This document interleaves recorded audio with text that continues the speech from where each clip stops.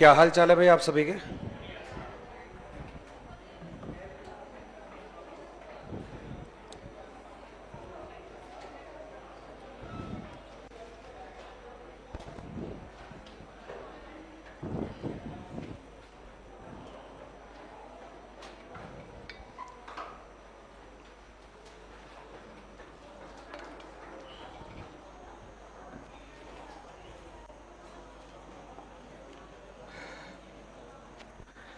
कल आप लोगों ने विश्लेषण विधि को पढ़ा था और मुझे कुछ याद है कि उसके अवगुण शायद आप लोगों ने पढ़े थे और शायद मैंने ये भी कहा था कल की लास्ट वाला जो अवगुण है शायद वो मैंने कहा था कि भाई ये है शायद ये। तो विश्लेषण विधि के गुण अवगुण ये सब आपने कल पढ़ लिए थे। आज और अभी दो विधियां आज हम पढ़ेंगे। एक होगी आपकी संश्लेषण विधि और दूसरी रहेगी आज प्रयोगशाला विधि। बड़ी महत्वपूर्ण विधियां हैं दोनों। संश्लेषण को मैं नहीं समझता कि उतनी ज़्यादा इंपॉर्टेंट होगी, लेकिन प्रयोगशाला जो विधि है ये बड़ी महत्वपूर्ण विधि है। इसलिए दोनों विधियों को एक एक करके अभी हम पढ़ लेते हैं और हर दिन की तरह जो आपने पढ़ा है अभी तक उसी आधार पर विधियों को पढ़िएगा, उसी विधि आधार पर उनको समझने का काम करिएगा। तो पहला जवाब यह है कि भाई आपसे कोई पूछेगा कि जिस तरह से विश्लेषण विधि है उसका अपना एक अर्थ होता है और उसका अर्थ केवल आपने यही बताया कि जब टीचर किसी कंटेंट को पढ़ाते समय उसके कठिन भागों को आसान बनाने के लिए छोटे भागों में विभाजित करता है, उस विधि को कहा जाता है विश्लेषण विधि। लेकिन आपको ये भी मालूम है कि जब भी आपने किसी प्रश्न का छोटे भागों में यदि विभाजन किया है, यदि उसको छोटे छोटे भागों में आपने विभाजित किया है, तो 100% ये भी ज़रूरी है कि उन छोटे भागों को आपस में जोड़ना भी ज़रूरी है।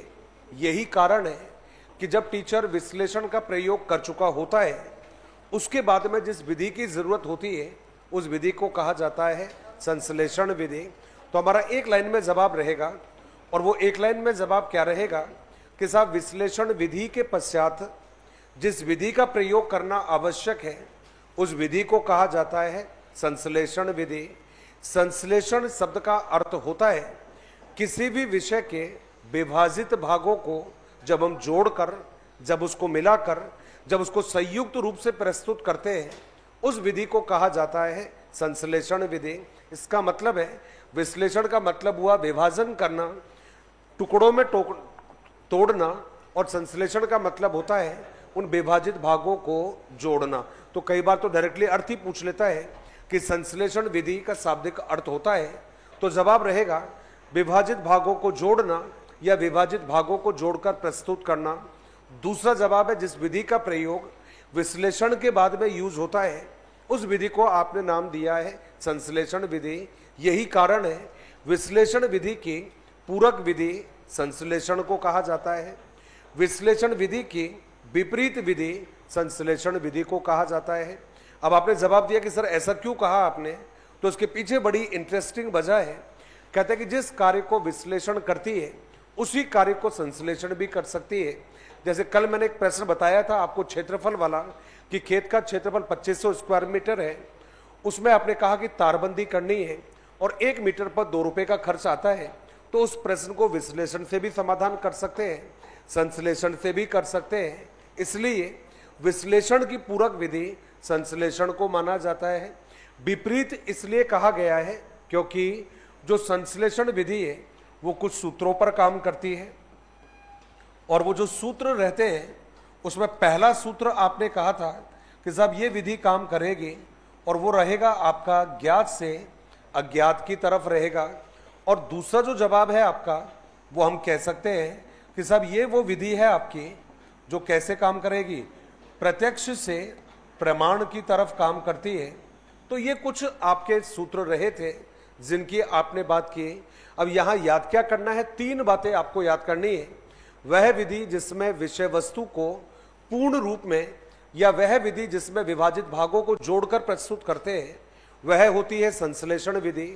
संश्लेषण विधि विश्लेषण के पश्चात यूज होती है, इसलिए विश्लेषण विधियों की कमियों को दूर करने का काम करती है। चूंकि विश्लेषण के स्थान पर यूज करते हैं, इसलिए विश्लेषण की पूरक विधि है। जिस काम को विश्लेषण करती है उसी काम को अलग तरीके से संश्लेषण करती है, इसलिए विश्लेषण की विपरीत विधि भी कौन सी विधि को कहा जाता है? तो जवाब है आपका संश्लेषण विधि को। ये कुछ बातें हैं जिनको एक बार देखेंगे, फिर हम आगे बढ़ने वाले हैं। तो हेडिंग जो रहेगा आपका वो रहेगा संश्लेषण विधि।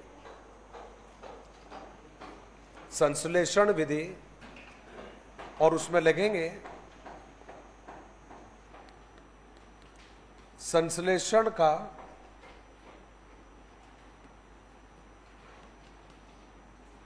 शाब्दिक अर्थ होता है, संश्लेषण का शाब्दिक अर्थ होता है विषय वस्तु के विभाजित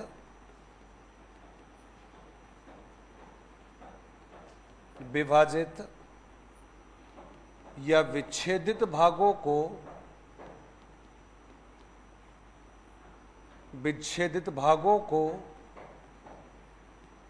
जोड़कर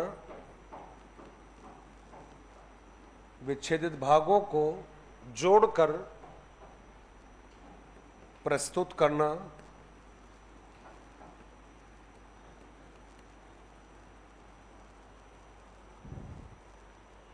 इस प्रकार यह विधि विषय वस्तु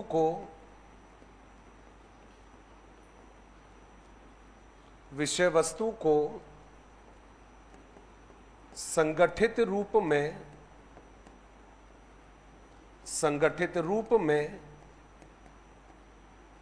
प्रस्तुत करती है।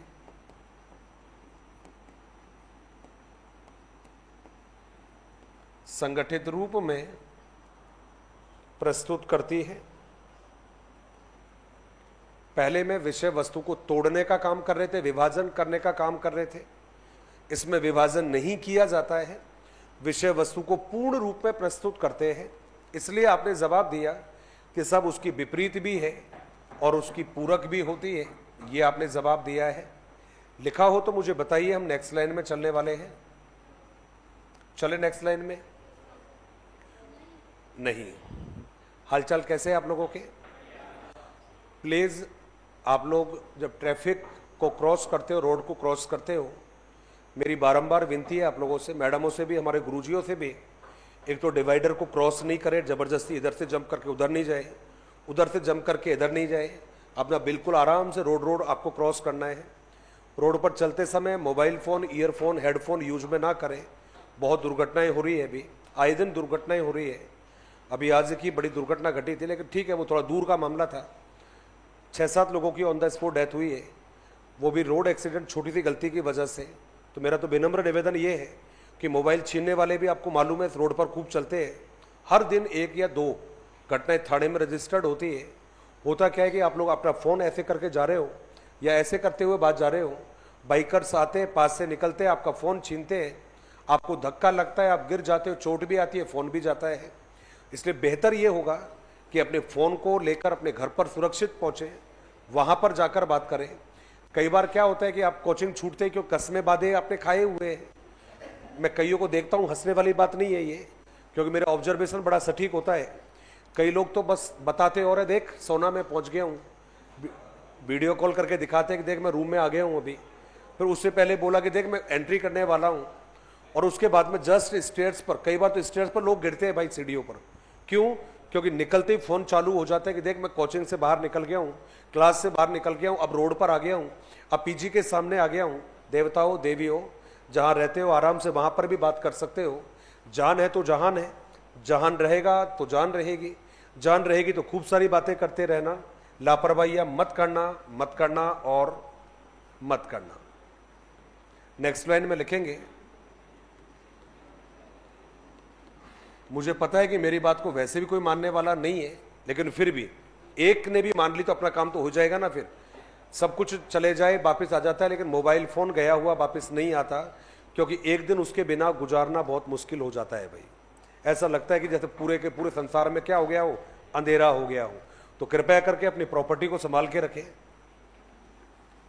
संश्लेषण विधि का प्रयोग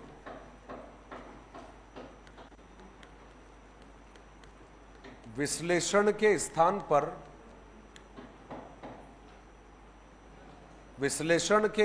पर होता है तथा इसकी प्रक्रिया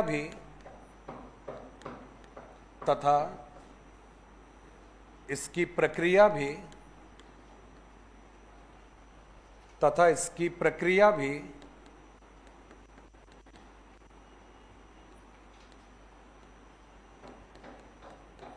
विश्लेषण से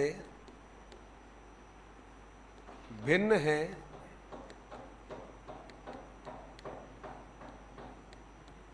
इसलिए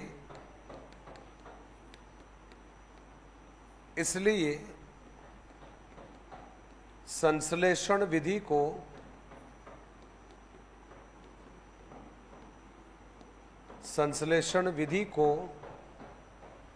विश्लेषण की पूरक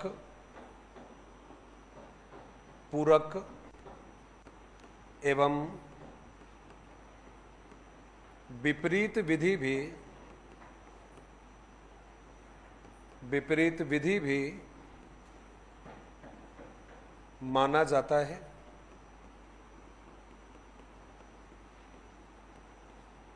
ये आपका जवाब हो गया है।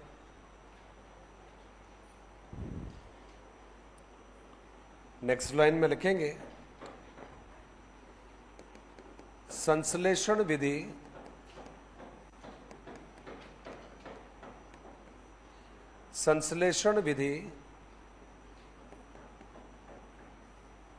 सूत्रों के आधार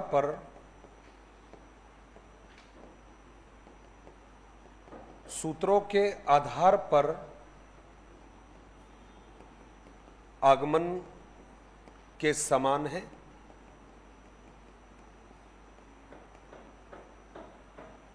आगमन के समान है, मुख्यतः जरूर लिख दीजिएगा।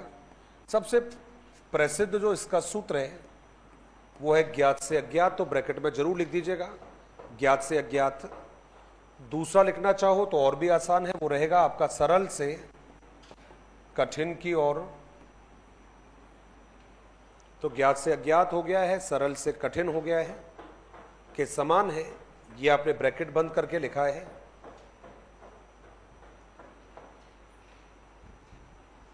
तो कुल मिलाकर एक तो ये है कि भाई ये पूरक विधि मानी गई है, ये आपका जवाब है। दूसरा जवाब है भाई विपरीत विधि भी इसको माना गया है, ये भी आपका जवाब हो गया है। थर्ड जवाब ये है कि सूत्रों के आधार पर यदि बात करेंगे तो आगमन के समान मानी जाती है। ये बड़े महत्वपूर्ण पॉइंट है इसके बारे में जो आपने पढ़े या लिखे हैं। अब कहते हैं कि साहब इसकी अपनी समीक्षा होती है, अपने इसके गुण होते हैं, अपनी विशेषता होती है, अपने इसके अवगुण भी होते हैं। कुछ गुण ऐसे हैं जो मैं समझता हूं कि हमारे जल्दी से समझ में आ जाते हैं, कुछ अवगुण ऐसे जो भी जल्दी से समझ में आ जाते हैं। तो आपने कहा सर बताइए जरा क्या है।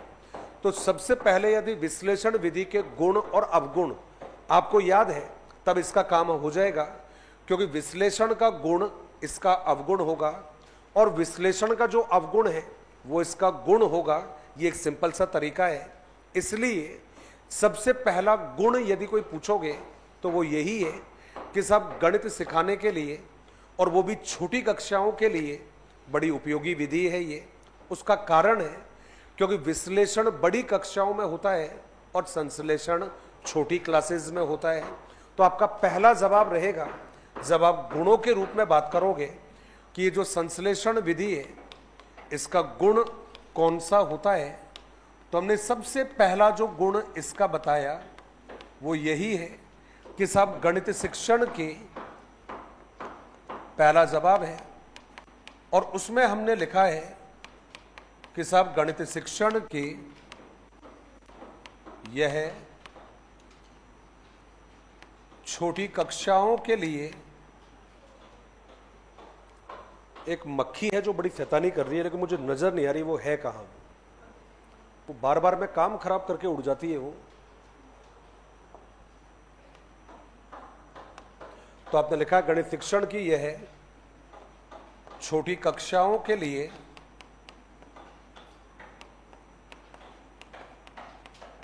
उपयोगी विधि है। यह पहला जवाब है। और जहां तक याद करने की बात है, इतना ही एक शब्द ही तो याद करना था भाई। मुझे नहीं पता कि आप कैसे याद करते हो। शॉर्ट नोट्स तो बना सकते हो, मजा आता है शॉर्ट नोट्स बनाने में। विश्लेषण का मतलब होता है बड़ी कक्षा और संश्लेषण का मतलब होता है छोटी कक्षा। बस ये शॉर्ट नोट हो गया। ये विश्लेषण का मतलब बड़ी कक्षा और संश्लेषण का मतलब छोटी कक्षा। दूसरा जवाब रहेगा, कहते साहब इस विधि की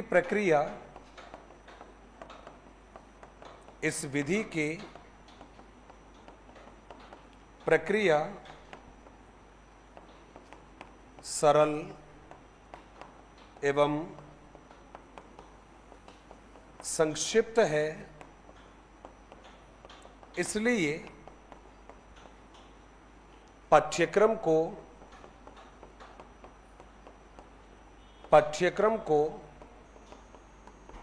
समय पर पूर्ण कराने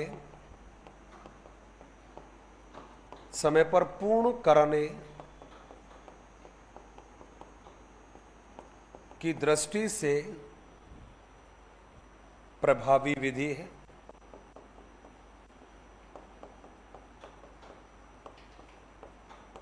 देखिए शॉर्ट नोट्स हमेशा बनते हैं, जैसे बहुत सारी डिटेल है, बहुत सारी जानकारी हमारे पास है, नहीं होता सारा कुछ याद करना।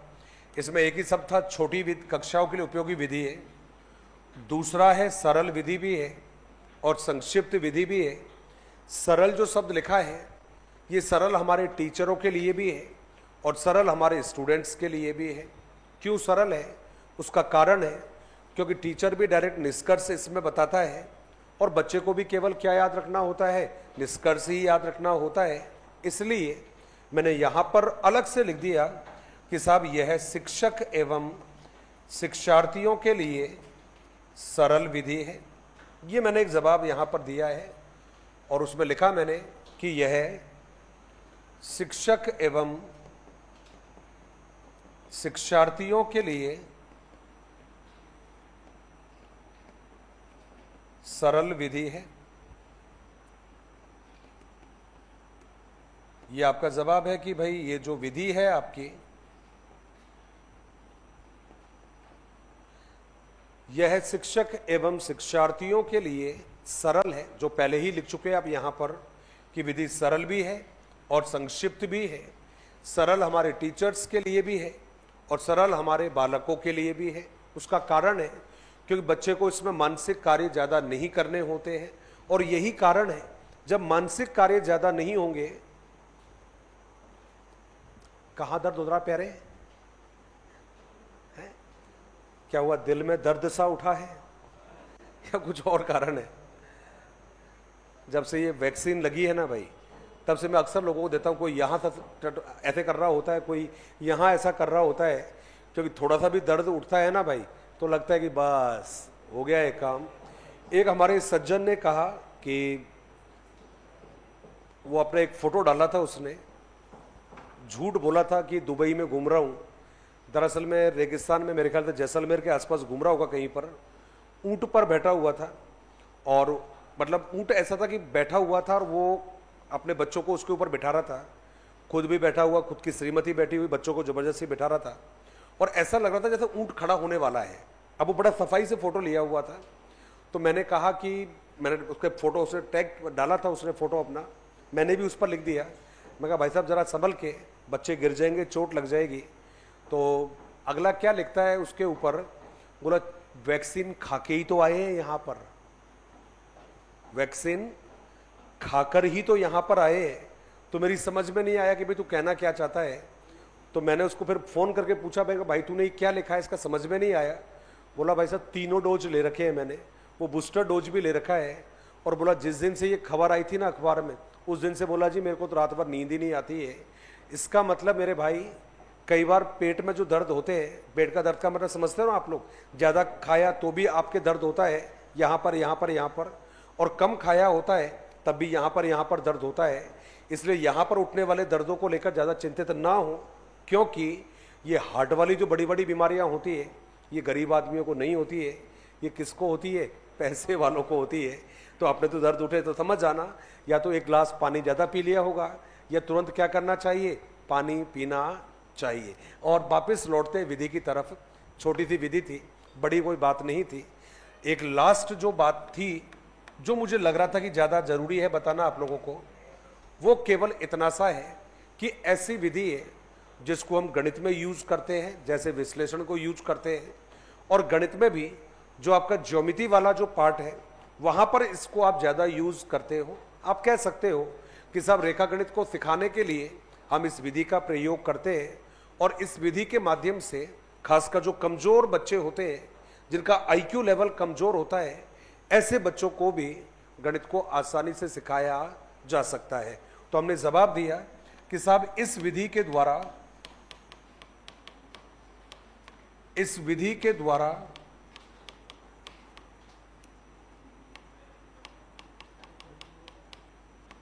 कमजोर बुद्धि वाले बालकों को भी,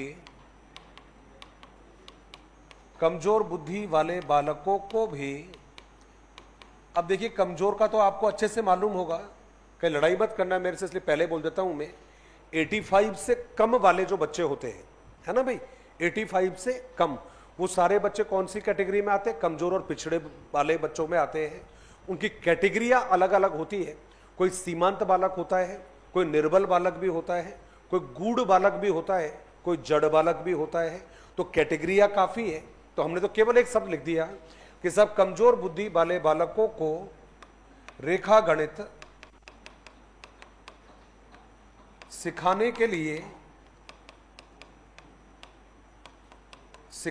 लिए विधि प्रयुक्त होती है। ऐसा भी कहते हो कि प्रयुक्त होती है, या ऐसा भी लिख सकते हो कि सिखाया जाता है। दोनों ही लाइनें ठीक है। रेखा गणित सिखाने के लिए प्रयुक्त होती है या रेखा गणित सिखाई जाती है, ये हमने जवाब लिखा है।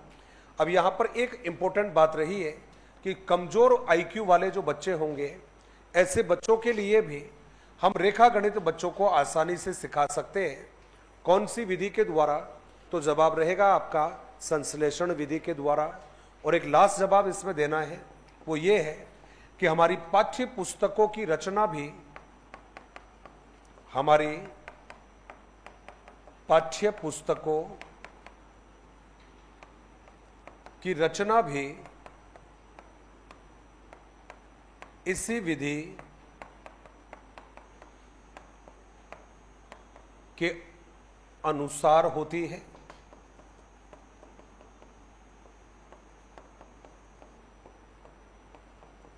कहते साहब हमारी जो किताबें लिखी जाती है, उन किताबों को लिखते समय हम कौन सी विधि को यूज करते हैं? तो आपने जवाब दिया है, वो जवाब रहेगा आपका संश्लेषण विधि को। तो एक तरफ तो कहा आप लोगों ने कि पाठ्य पुस्तकों की रचना इसी विधि के अनुकूल होती है, कमजोर बच्चों को रेखा गणित सिखा सकते हैं, ये आपने जवाब दिया है। सरल विधि है, टीचरों के लिए भी स्टूडेंट्स के लिए भी। संक्षिप्त विधि है, तो समय जाया नहीं होता है, समय खराब नहीं होता है, और जब समय खराब नहीं होगा तो आपका पाठ्यक्रम भी समय पर पूरा होगा। ये कुछ बातें हैं जो आपने यहाँ तक सीखी या यहाँ तक चर्चा में ली है।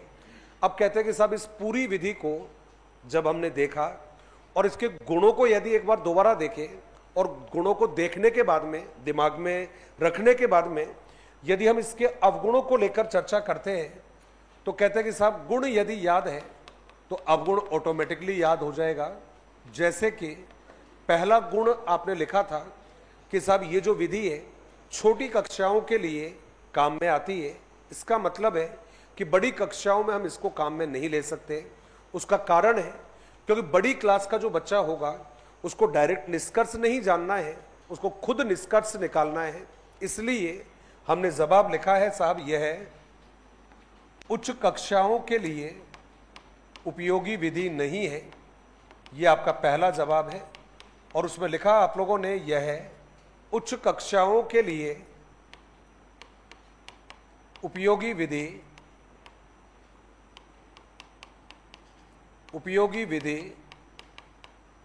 नहीं है, ये पहला जवाब है। दूसरा जवाब आपको ध्यान है कि इस विधि में जो निष्कर्ष है वो निष्कर्ष बच्चों को बता दिए जाते हैं। निष्कर्ष निकाला जा सकता है, लेकिन निष्कर्ष कैसे निकाले हैं ये बच्चों को समझाना बड़ा मुश्किल होता है।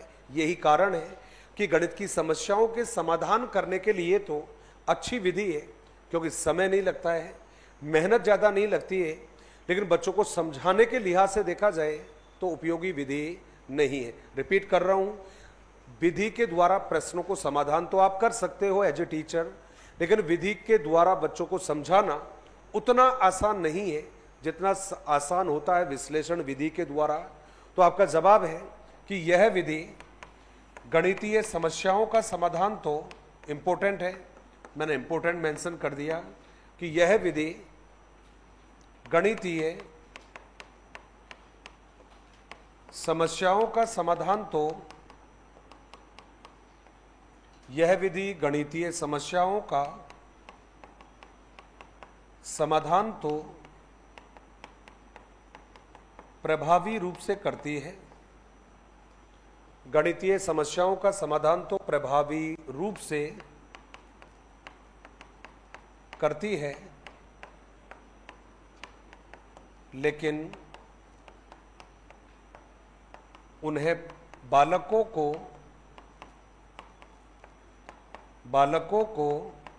समझाने की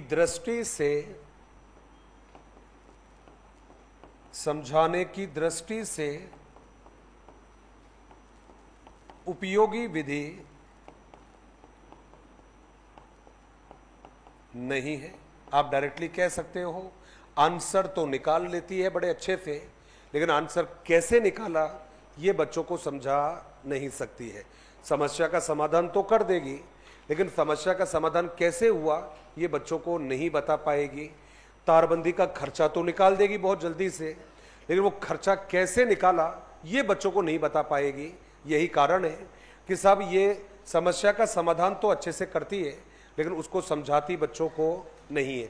कहते पढ़ाने की अच्छी विधि नहीं है। ओवरऑल बात कहोगे, हालचाल कैसे है आप लोगों के? एक बात कहूँ आप लोगों को, आप जैसे हो वैसे ही हो या ऐसे ओवर रिएक्ट कर रहे हो? आप लोग जैसे हो वैसे ही हो ना, कोई रिएक्ट वेक्ट तो नहीं कर रहे, ओवर रिएक्ट? भाई एक बात बताऊँ मैं आपको, आप कमाल की बात है, मैंने काफ़ी टाइम हो गया पढ़ाते हुए, काफ़ी क्लासेस भी मैंने देखी है, पढ़ने वाले भी देखे हैं। मेरा ये कहना है कि यार आप लोग ना बड़े इनोसेंट टाइप के हो, और यदि रियली में ऐसा है, सच कह रहा हूँ मैं, यदि ऐसा है तो इसके पीछे केवल एक ही कारण है, केवल एक ही कारण है, दूसरा कारण है ही नहीं। इसका मतलब है क्लास में पढ़ने वाले ज़्यादा बैठे हुए हैं, ये फैक्ट है ये बात। और यदि मेरा ये अनुमान सही है कि क्लास में पढ़ने वाले ज़्यादा बैठे हुए हैं, तो भाई आप जहाँ मर्जी आए लिख लेना। मैं तो खैर सबको ज़्यादा नहीं पहचान पाऊंगा, अलग अलग जब मिलोगे आप, लेकिन आप एक दूसरे को जरूर जानते होंगे। मेरा वादा है जब आपका रिजल्ट आएगा तो आप जब भी काउंसलिंग के लिए जाओगे, ज्वाइनिंग के लिए जाओगे, सीबीओ ऑफिस में जाओगे, तो वहाँ जान पहचान वाले आप काफ़ी मिलने वाले हो। कारण साफ है, क्योंकि क्लास का रिजल्ट बहुत अच्छा जाने वाला है। फैक्ट है ये बात, ये आप लिख के रख लेना इस बात को 100%। मैं बेवजह कभी तारीफ नहीं करता, मेरी आदत भी नहीं है ये, लेकिन मेरे अनुमान और मेरा जो मन कहता है उनको कभी रोकता भी नहीं हूं मैं। तो आप यदि वाकई अच्छा पढ़ रहे हो तो बस इसी कंटिन्यूटी को बनाए रखिएगा। और एक बात ज़रूर है, कहते भी है कि बदल जाओ वक्त के साथ, या वक्त को बदलना सीखो। तो कई लोग कह रहे थे मेरे से कि सर ये बड़ा असंभव है, ये आज ही की बात थी। तो किसी ने कहा था कि सर कुछ बोलो, दो चार बातें, तो मैंने ऐसे बोल दिया। मैं कहा या तो वक्त के साथ बदलना सीखो या फिर वक्त को बदल दो। तो उन्होंने कहा कि सर वक्त को बदलना बड़ा मुश्किल है, वक्त के साथ बदलना ये आसान है ये। तो मैंने कहा भाई बिल्कुल गलत बात है ये। तो मैंने उदाहरण देना था, फिर मुझे पूछा कैसे, तो मैंने बिल्कुल उदाहरण दिया। क्योंकि अभी क्रिकेट के IPL के मैच चल रहे हैं, तो इस आईपीएल के मैच के समय कोलकाता नाइट राइडर का एक प्लेयर है कोई, तो उसका इंटरव्यू लिया था। तो उसको जब इंटरव्यू लिया उसका, तो उसका जो इंटरव्यू का एक लाइन मुझे बड़ी अच्छी लगी। कहते हैं कि जब हम छोटे थे तब हम शाहरुख खान के बहुत बड़े फैन हुआ करते थे, और बोला जी इसकी फिल्मों को देखने के लिए हम काफ़ी भागदौड़ करते थे, ऐसा उसने बोला। तो जब उसने ये जवाब दिया कि बड़ा अच्छा लगता था, उनकी फिल्मों को देखने के लिए बड़ी भागदौड़ करते थे, तो जिसने इंटरव्यू लिया उसने तुरंत पूछा अब कैसा अच्छा लगता है? अब शाहरुख की बेटी आपके पीछे भागती है। सुहाना खान रिंकू सिंह के बारे में था। वो किसके बारे में था? रिंकू सिंह के बारे में। आपको ध्यान है इनका जो प्लेऑफ में पहुंचने के बाद में जब वो रिंकू सिंह अपनी टीम का जो झंडा था उसको फ्लैग को लेकर चल रहा है, उसके पीछे पीछे कौन दौड़ रही है? सुहाना सिंह। भाई उस लड़के ने, इंटरव्यू वाले ने कहां की बात को कहां पर जोड़ के देख दिया, लेकिन वो कहीं की बात को कहीं जोड़ा। लेकिन मेरी बात समझ में आ गया कि शायद वक्त को बदलना नामुमकिन भी नहीं है, बस आपके अंदर जज्बा होना चाहिए। तो वक्त के साथ बदलते हो बहुत अच्छी बात है, बदलना चाहिए, लेकिन बहुत अच्छी बात भी नहीं है, क्योंकि वक्त के साथ में तो गिरगिट भी बदलता है। तो बेहतर क्या रहेगा कि वक्त के साथ बदलो या ना बदलो, लेकिन वक्त को बदलने की काबिलियत आपके अंदर होनी चाहिए। और फिलहाल नौकरी लेने का मतलब है वक्त को बदल दिया आप लोगों ने। क्यों? नौकरी लेते ही चीजों को बदलते हुए ज्यादा समय नहीं लगता है। आपने गुणों के बारे में बात कर रहे थे, गुणों को बात जब किया आप लोगों ने, तो आपने कहा कि ठीक है सर, हमने कई जवाब दिए और उन्हीं में से हमने 2 अवगुण निकाले, और इसमें एक जो अवगुण है बड़ा शानदार है। ये कहते हैं साहब इस विधि में शिक्षक की भूमिका प्रमुख होती है। शिक्षक की भूमिका प्रमुख एवं बालक की भूमिका गौण होती है।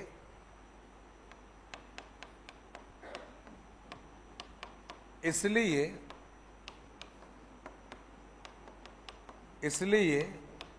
यह अमनोवैज्ञानिक विधि है। अमनोवैज्ञानिक विधि है। ये आपका जवाब है कि भाई इसलिए यह है अमनोवैज्ञानिक विधि है। ये हमने जवाब दिया। इंपॉर्टेंट है ये वाली लाइन कि साहब ये जो विधि है अमनोवैज्ञानिक विधि है। एक प्रश्न पूछा जाएगा शायद कि निम्न में से कौन सी मनोवैज्ञानिक विधि नहीं है, या फिर निम्न में से कौन सी अमनोवैज्ञानिक विधि है। उस समय पर आपको ये जवाब याद रहेंगे। अगला जवाब हमने लिखा है कि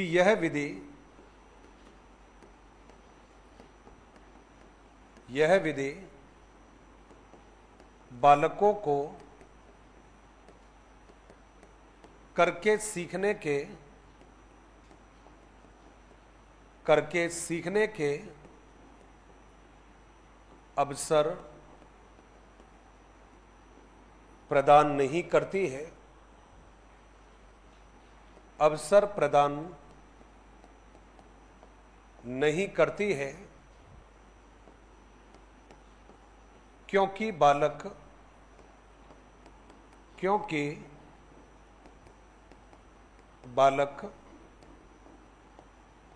कक्षा में निष्क्रिय रहता है। क्योंकि बालक कक्षा में निष्क्रिय रहता है, इसलिए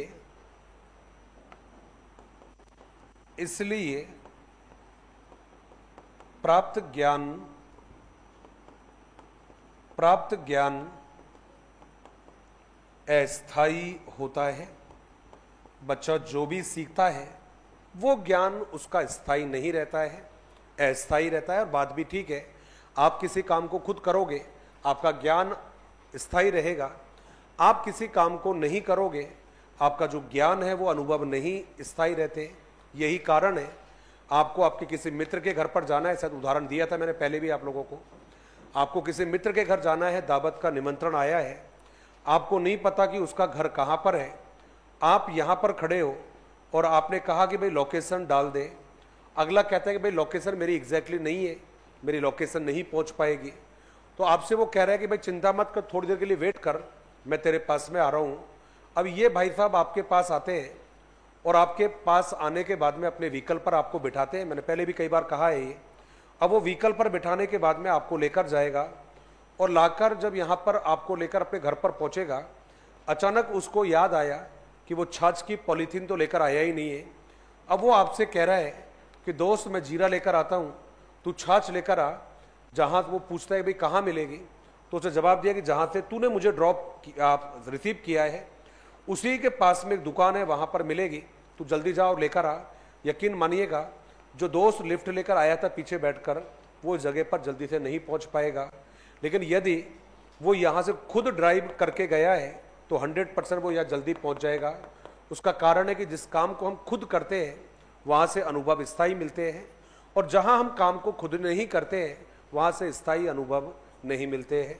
लाजवाब, इस पर ध्यान रखना, इंपॉर्टेंट है ये। और इंपॉर्टेंट क्या रहेगा, कहते हैं साहब यह विधि मानसिक विकास की दृष्टि से, यह विधि मानसिक विकास की दृष्टि से उपयोगी विधि, मानसिक विकास की दृष्टि से उपयोगी विधि नहीं है। इसलिए विधि रटने व अनुकरण करने पर, और आप चाहो तो भाई देखो अनुकरण के साथ में हम एक शब्द लिख सकते हैं और वो रहेगा स्मृति। स्मृति पर बल देती है।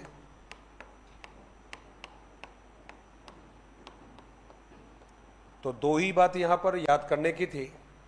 पहला जवाब है मानसिक विकास के लिए उपयोगी विधि नहीं है, ये पहला जवाब हो गया है।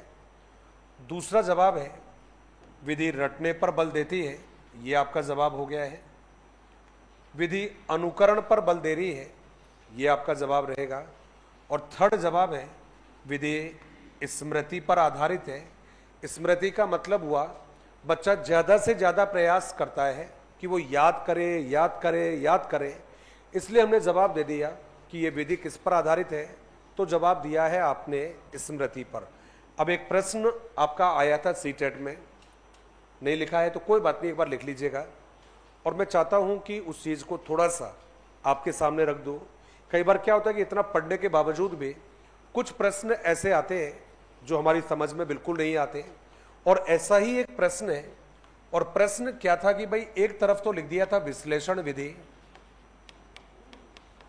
और जो दूसरा जवाब है आपका वो लिख दिया है संश्लेषण विधि। और ये लिखने के बाद में आपसे जो दो प्रश्न पूछे थे वो कौन कौन से थे, दो शब्द यहां पर यूज में किए थे। एक जवाब है आपका अभिसारी चिंतन और दूसरा था आपका अपसारी चिंतन। अब देखिए साहब प्रश्न क्या है वो भी जरा आप ध्यान से सुन लीजिएगा ताकि आपको कंफ्यूजन बिल्कुल ना रहे। प्रश्न केवल यही था कि भाई अपसारी चिंतन का संबंध कौन सी विधि से है। प्रश्न केवल ये था अपसारी चिंतन का संबंध कौन सी विधि से है। तो इतना याद रखना, कल भी मैंने आपको बताया था, वैसे आप लोगों ने पढ़ रखा होगा तो मुझे नहीं लगता कि ज़्यादा दिक्कत आने वाली है। देखिए कुछ भी कहे कुछ भी सोचे मेरे को ज़्यादा कोई फर्क नहीं पड़ता है। ये जो अपसारी चिंतन है इसी को कहा जाता है इंग्लिश में डाइवर्जेंट थिंकिंग कहा जाता है। ये डाइवर्जेंट हो गया है। और ये जो अभिसारी है इसको कहा आप लोगों ने कन्वर्जेंट थिंकिंग, आपने इसको कहा है।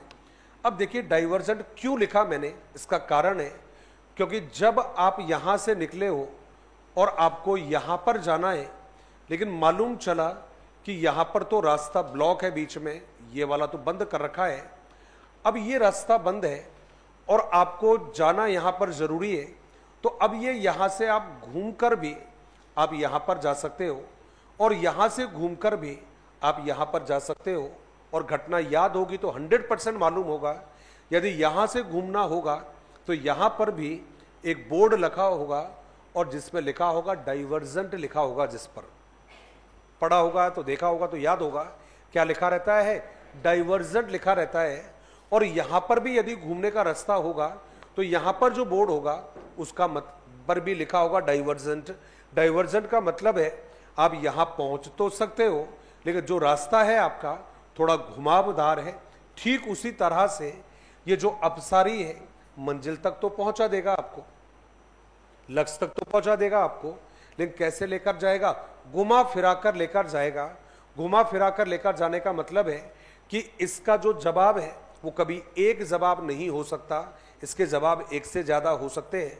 लेकिन जो अभिसारी है इसका जो रास्ता है वो घुमावदार नहीं होता है, क्योंकि इसका जो रास्ता है वो केवल एक ही होता है।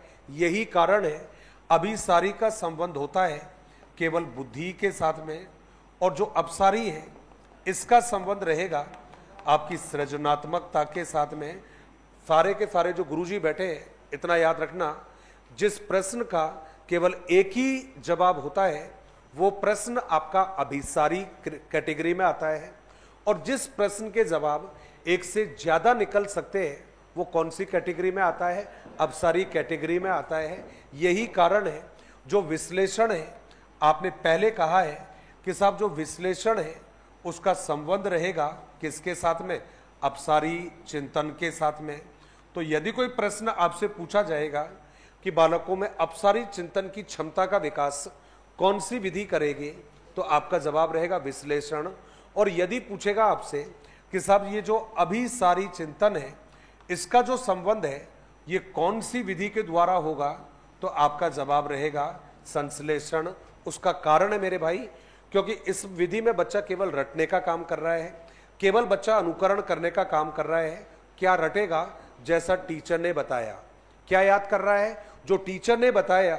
और जहां पर रटने का काम होगा वहां पर सृजनात्मकता नहीं होगी, वहां पर क्या यूज होगी, बुद्धि का ही प्रयोग होगा। और जहां पर बच्चा रटेगा नहीं, जहां पर बच्चा अपनी बुद्धि का, अपने विवेक का, अपनी सोच का प्रयोग कर सकता है, वहां कौन सा चिंतन होगा, अपसारी। यही कारण है कि जो संश्लेषण है ये अभिसारी चिंतन में सहायक होती है, और जो विश्लेषण विधि है ये अपसारी चिंतन में सहायक होती है। कृपया करके नोट डालिएगा कॉपी में, और नोट डालकर लिखेंगे, नोट डालकर लिखेंगे। नोट फर्स्ट और नोट सेकंड लिखेंगे, तो इसलिए पहले में नोट फर्स्ट लिख देना।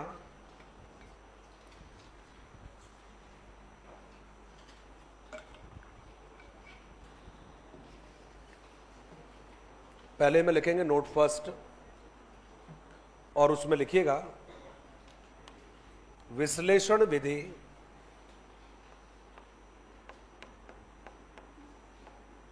पहला है विश्लेषण विधि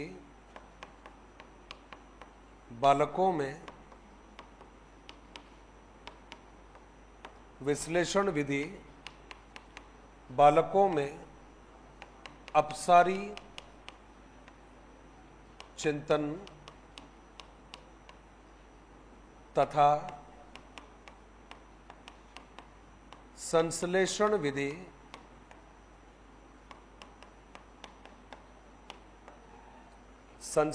विधि अभिसारी चिंतन की क्षमताओं, अभिसारी चिंतन की क्षमताओं का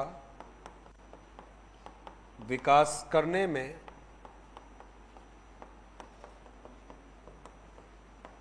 सहायक होती है।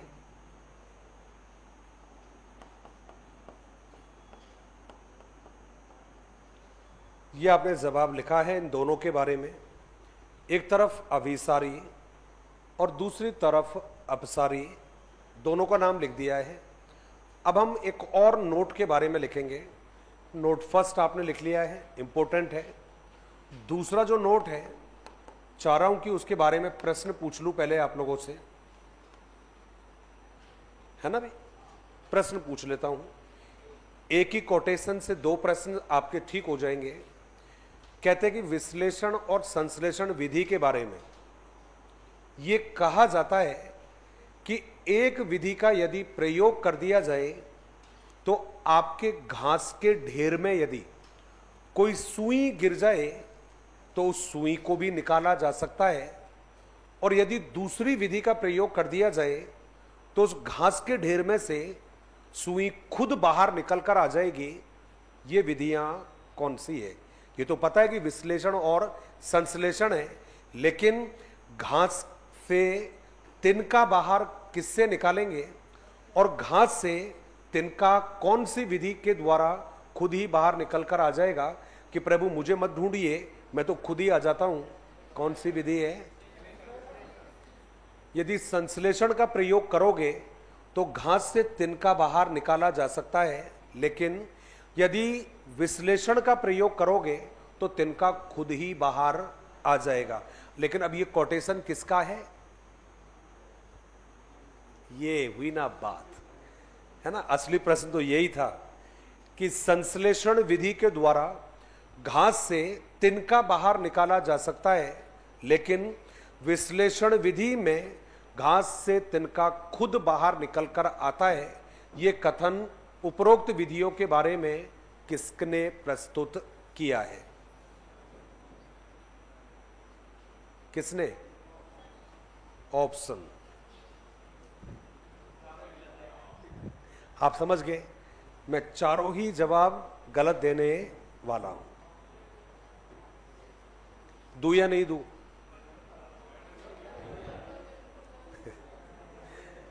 पहला जवाब दिया है, और वो जवाब एक व्यक्ति का है जिसका नाम है टोल मैन, लंबा व्यक्ति। एक व्यक्ति का नाम है यंग व्यक्ति, जवान व्यक्ति। तीसरे व्यक्ति का नाम है थॉर्नडाइक, और चौथे व्यक्ति का नाम है नोआम चॉम्स्कियन। अब आप बताइए क्या जवाब रहेगा? चारों जवाब दे दिए, अब तो बता दीजिए।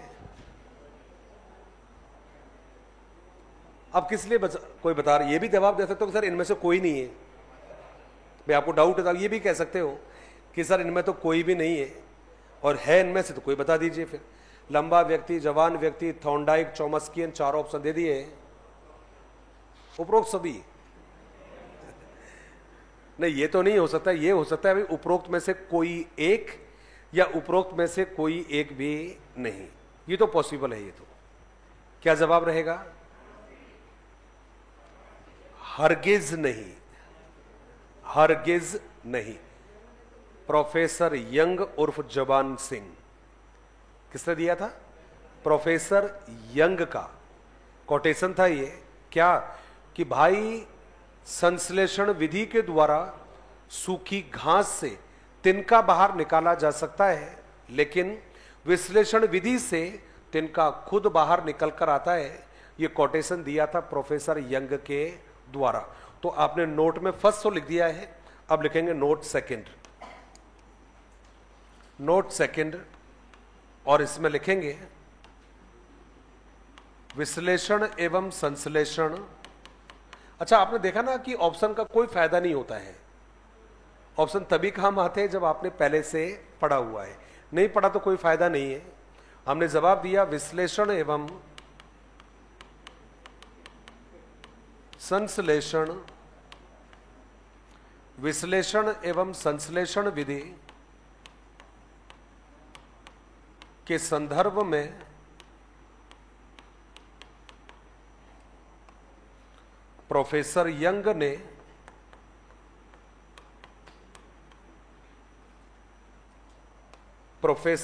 ने उचित ही कहा है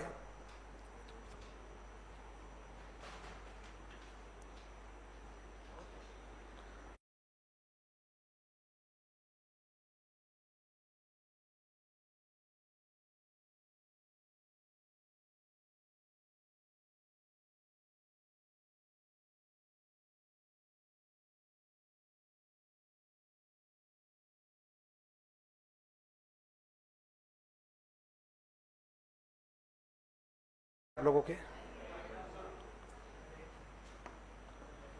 संदर्भ में प्रोफेसर यंग ने उचित ही कहा है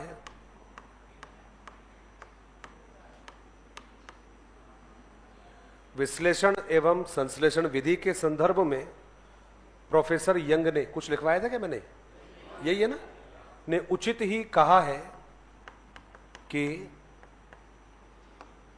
संश्लेषण से, या पूरा नाम भी लिख सकते हो, संश्लेषण विधि से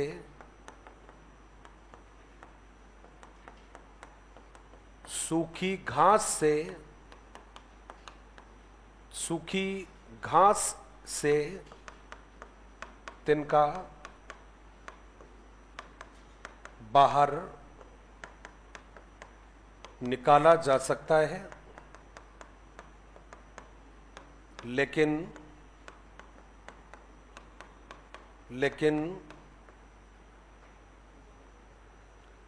विश्लेषण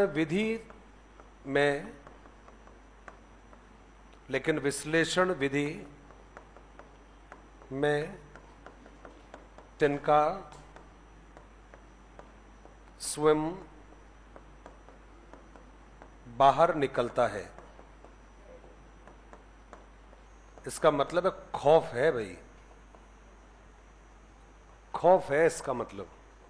छिपी चीज को खोज सकते हैं संश्लेषण विधि के द्वारा, लेकिन विश्लेषण का यदि प्रयोग करोगे तो छिपी हुई चीज खुद बाहर निकल कर आ जाएगी। ये किसने कहा था? तो जवाब है आपका प्रोफेसर यंग ने। आपका आगमन हुआ है, निगमन हुआ है, विश्लेषण हुआ है, संश्लेषण हुआ है, एक और विधि है। और पिछला जो 2-4 एग्जाम हुई है, खासकर मैथ्स जैसी सब्जेक्ट में बहुत ज़्यादा पूछने लगे हैं, और वो विधि है आपकी प्रयोगशाला विधि। पहले केवल विज्ञान में आता था, केवल कोई नहीं पूछता था मैथ्स में, लेकिन अब इसको काफ़ी पूछने लगे हैं मैथ्स में, तो मैं भी इसको जिक्र करने वाला हूँ और बिल्कुल वैसे ही करूँगा जैसा आपके एग्जाम में प्रश्न आ रखा है। तो विधि का नाम है आपका प्रयोगशाला विधि, लेबोरेटरी मेथड इसको कहा गया है। और जब हम बात करते हैं प्रयोगशाला विधि के बारे में, 3 से 4 प्रश्न टोटल बनते हैं इसके बारे में। मैं तो कहता हूं 3 ही प्रश्न बनते हैं। पहला जो प्रश्न बनता है वो बनता है इसके सूत्रों के बारे में बनता है, जिनको सूत्र और सिद्धांत दोनों को कंबाइंड करके पूछते हैं। दूसरा जो प्रश्न बनता है इसके गुण के बारे में बनता है, एक ही बनता है, सबसे ज्यादा पूछा गया है, बताऊंगा मैं भी आप लोगों को। तीसरा इसका एक अवगुण बनता है, वो भी मैं भी आपको बताऊंगा। तो कुल मिलाकर 3 प्रश्न यहां से बनते हैं। और इन 3 प्रश्नों में से यदि कोई आपसे कहे कि प्रयोगशाला जो विधि है ये हम कहते किसे हैं, कल का मतलब है कि जब विज्ञान का परिचय स्टार्ट करूंगा तब एक व्यक्ति का नाम आएगा, जवाहरलाल नेहरू। और जब जवाहरलाल नेहरू का स्टेटमेंट पढ़ते हैं तो इसने बड़ी कमाल की बात कही थी। कहते हैं कि विज्ञान का मतलब केवल परखनली नहीं होता है। विज्ञान पढ़ा आप लोगों ने, प्रयोग किए होंगे आप लोगों ने, खासकर 11th 12th में जिनके पास साइंस रही होगी उनको तो मालूम होगा। कहते हैं कि साहब विज्ञान का मतलब केवल परखनली नहीं होता है।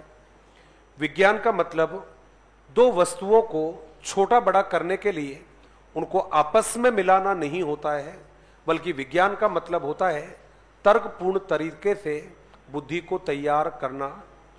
दूसरा जवाब है दौलत सिंह कोठारी का। और दौलत सिंह कोठारी के बारे में जब सुना तो उन्होंने भी विज्ञान के बारे में बताया और एक ही जवाब दिया कि विज्ञान का मतलब होता है विज्ञान को करना। रिपीट करूंगा, विज्ञान का अर्थ होता है विज्ञान को करना। इसका मतलब है कि विज्ञान को बिना करे सीखे ही नहीं सकते।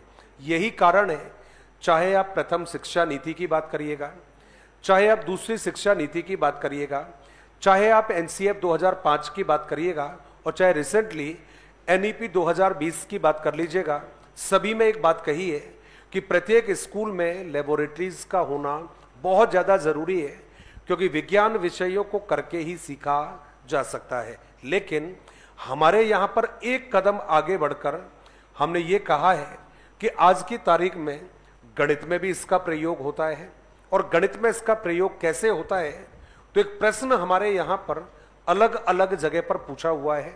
विश्लेषण में भी पूछा हुआ है उसी प्रश्न को, उसी को पूछा हुआ है निगमन में भी पूछा हुआ है, और उसी को हाल ही में पूछा गया है प्रयोगशाला विधि में। प्रश्न कौन सा है जरा देख लीजिएगा। कहते हैं कि साहब प्रश्न पूछा गया था कि सिद्ध करो एक त्रिभुज के तीनों कोणों का योग, कोणों का योग कितना होता है? ऐसा लगता है क्या आपको?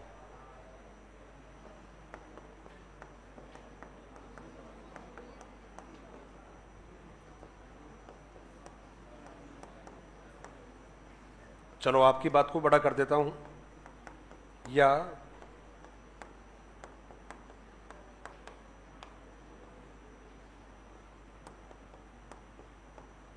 आगे लिख दिया के लिए कौन सी विधि का प्रयोग करना उपयुक्त होगा। यह प्रश्न आपके यहां पूछा है। अब बेशक आपको निगमन विधि दे रखा हो और बेशक आप लोगों को प्रयोगशाला विधि दे रखा हो, तब भी आपका आंसर क्या होगा? प्रयोगशाला। उसका कारण है क्यों?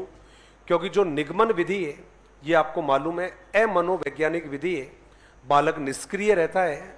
लेकिन जो विधि प्रयोगशाला है उसको मनोवैज्ञानिक भी माना जाता है और उस विधि को बालक केंद्रित भी कहा जाता है।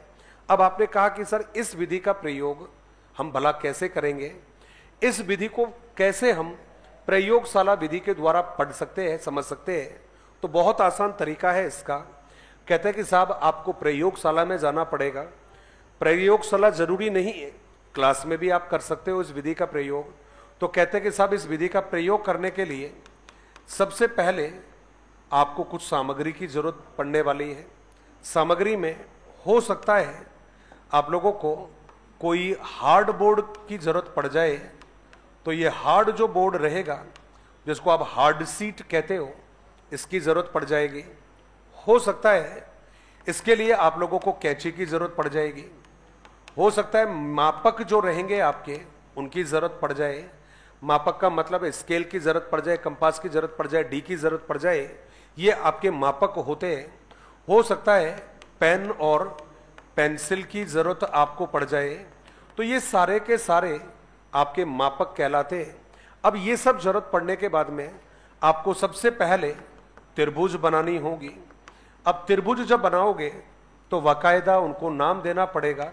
एक का नाम है ए, एक का नाम है बी और सी। ये त्रिभुज आपको बनानी होगी। त्रिभुज बनाने के बाद में भाई उनका डायग्राम भी आपको बनाना है। अब त्रिभुज का डायग्राम बनाने के बाद में इनके जो तीनों एंगल्स होंगे इनको भी आपको मेजरमेंट करना होगा, और उसके बाद में इनके जो जो एंगल होंगे, ये तो त्रिभुज हो गया, ए त्रिभुज, बी त्रिभुज, त्रिभुज हो सकता है, ये हो गया है ABC, 3 एंगल हो गए इसके। हो सकता है इसका CD और या DEF ये आपके एंगल हो गए हैं। हो सकता है ये आपका GHI ये इनके कोण हो गए हैं। अब आपको इनका मेजरमेंट करके इनकी वैल्यू सेट करनी होगी। उसके बाद में आप लोगों को समकोण बनाने होंगे और वही फॉर्मूला आपको समकोण पर लागू करना है। समकोण बनानी है, उसके बाद में उनके एंगल्स को आपको मेंशन करना है, और उसके बाद में आपको इनके जो त्रिभुज के जो एंगल होंगे इनको आपको टोटल करना है, और इनको टोटल करने के बाद में ये जो समकोण आपने निकाला है D और E, इनके जो एंगल्स होंगे उनको भी आपको टोटल करना है। टोटल करने के बाद में आपको दोनों को कंपैरिजन करना है। यदि दोनों समान आते हैं तब तो आपने सिद्ध कर दिया कि साहब दो जो त्रिभुज है आपके, त्रिभुज है आपका, उसका जो टोटल है वो 180 या फिर 2 समकोण के बराबर होता है। इस प्रश्न को आपने समाधान किया है कौन सी विधि के द्वारा? तो जवाब है आपका प्रयोगशाला विधि के द्वारा। आपके जो प्रश्न पूछा गया था अभी, वो प्रश्न आया था कि साहब एक सर्किल है और इस सर्किल की त्रिज्या आपको ज्ञात करनी है, उसके लिए आपको कौन सी विधि का प्रयोग करना है? तो वहां पर भी आपको विश्लेषण भी दे रखा था, वहां पर आप लोगों को निगमन विधि भी दे रखा था, वहां पर आप लोगों को प्रयोगशाला विधि भी दे रखा था, एक कोई और विधि थी, तो भी आपका जवाब क्या था? तो जवाब है आपका प्रयोगशाला विधि। तो पहली जवाब है कि प्रयोगशाला विधि का मतलब केवल प्रयोग करना नहीं होता है। प्रयोगशाला विधि का मतलब केवल विज्ञान नहीं होता है, बल्कि गणित में भी हम इस विधि का प्रयोग कर सकते हैं। तो सबसे पहला जवाब है एक ऐसी विधि जिसके द्वारा हम विज्ञान के समान ही गणित के नियमों को, गणित की संकल्पनाओं को जांच सकते हैं। उस विधि को हमने नाम दिया है प्रयोगशाला विधि। प्रयोगशाला विधि के माध्यम से हम गणित के नियमों को बच्चों के सामने सरलता से प्रस्तुत कर सकते हैं और सरलता से समझाने का काम भी कर सकते हैं। ये आपकी विधि है जिसको आप लोगों ने नाम दिया है प्रयोगशाला विधि। हे देवताओं और देवियों, क्या हम गणित में प्रयोगशाला विधि का प्रयोग कर सकते हैं या नहीं कर सकते हैं? आप सिलेंडर का प्रयोग कर सकते हो, सिलेंडर का आकृति बनाइएगा, उसमें आप कर सकते हो। क्यूब बना रहे हो, घन या घनाभ आप बना रहे हो, उसके लिए आप इसका प्रयोग कर सकते हो। किसी बेलनाकार आकृति का चाहे क्षेत्रफल निकालना हो, चाहे कोई त्रिभुज या कोई उसका मापक आपको निकालना हो, वहां पर हम किसका प्रयोग कर सकते हैं? प्रयोगशाला विधि का प्रयोग कर सकते हैं। और याद रखना, प्रयोगशाला जो विधि है ये प्रत्यक्ष अनुभवों पर आधारित होती है, इसलिए हम गणित को पढ़ाते समय भी इस विधि का प्रयोग प्रभावी रूप से करते हैं। तो हेडिंग आपका रहेगा प्रयोगशाला विधि और उसमें हम लिखेंगे। मैं फिर रिपीट कर रहा हूं भाई, मैंने हर विधि के साथ में उदाहरण आपके लिए प्रस्तुत किए, चाहूंगा इनको दिमाग में भी रखना। हर चीज को लिखवाना जरूरी नहीं है, इसलिए मैंने स्लाइड में इनको स्पष्ट लिख रखा है कि यदि प्रयोगशाला विधि से गणित पढ़ानी है तो प्रश्न ये रहा, और इस प्रश्न को कैसे समाधान करेंगे। पहले सामग्री रखिएगा, त्रिभुज बनाइएगा, एंगल्स को आपको मेंशन करना है, उनका टोटल करना है। समकोण जो बनाने हैं उनके एंगल को मेंशन करना है, इनका टोटल करना है। और फिर त्रिभुज और दो समकोण को आपको कंपैरिजन कर रहा है। यदि ये चीज आ रही है, इसका मतलब है कि हम प्रयोगशाला विधि के माध्यम से ऐसे प्रश्नों का समाधान कर सकते हैं। तो हेडिंग आपका हो गया है प्रयोगशाला विधि, और उसमें हम लोगों ने लिखा है प्रयोगशाला विधि, और उसमें सबसे पहले हमने लिखना है प्रयोगशाला विधि। प्रयोगशाला विधि केवल गणित शिक्षण, केवल विज्ञान शिक्षण तक ही, केवल विज्ञान शिक्षण तक ही, विज्ञान शिक्षण तक ही सीमित नहीं है, बल्कि इसका प्रयोग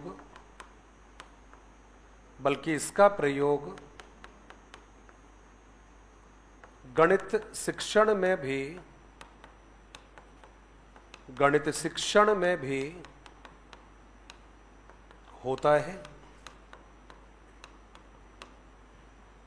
नेक्स्ट लिखेंगे अगली लाइन में, और उसमें लिखा है हमने प्रयोगशाला विधि के द्वारा,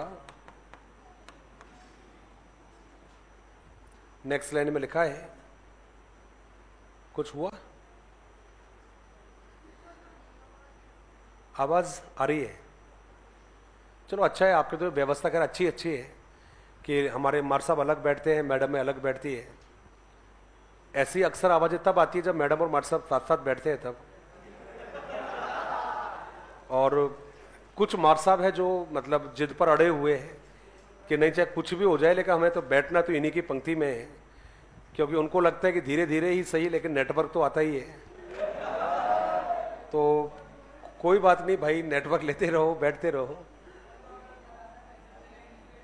अच्छा जगह नहीं है बैठने की? अरे यार मैं तो मजाक किया, आप दिल पे क्यों ले जाते हो यार आप लोग? ऐसा थोड़ी होता है यार, ऐसा थोड़ी होता है, कोई बातों को दिल से थोड़ी लेते हैं यार। बाकी जगह की बात है, जगह तो है वैसे खाली आगे फिर भी। हाँ जी, मैं समझ रहा हूं मैं, वो तो मैंने ऐसे ही बोल दिया था मैंने। प्रयोगशाला विधि के द्वारा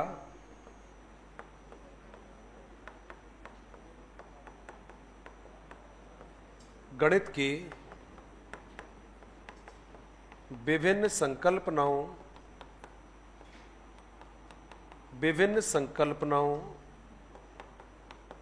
नियमों, सिद्धांतों को प्रत्यक्ष कॉमा करके मूर्त रूप में प्रदर्शित किया जा सकता है। ये जवाब है आपका। प्रयोगशाला विधि के द्वारा गणित की विभिन्न संकल्पनाओं, नियमों, सिद्धांतों को प्रत्यक्ष कॉमा मूर्त रूप में प्रस्तुत किया जा सकता है। ये हमने जवाब दिया है।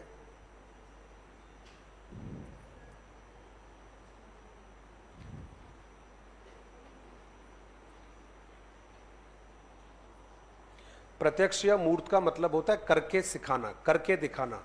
जैसे प्रयोग करते हैं ना हम लोग, तो प्रयोग जो करते हैं, ये सारे प्रयोग किस रूप में होते हैं? हमारे प्रत्यक्ष रूप में होते हैं, और ये होते हैं आपके मूर्त रूप में। जो भी प्रयोग होंगे, ये प्रयोग आपके होते हैं प्रत्यक्ष और मूर्त रूप में, इसलिए हम इस विधि का प्रयोग कर सकते हैं। नेक्स्ट लाइन में छोटा सा एक हेडिंग बनाएंगे और उसमें लिखेंगे प्रयोगशाला विधि के सूत्र कॉमा सिद्धांत। प्रयोगशाला विधि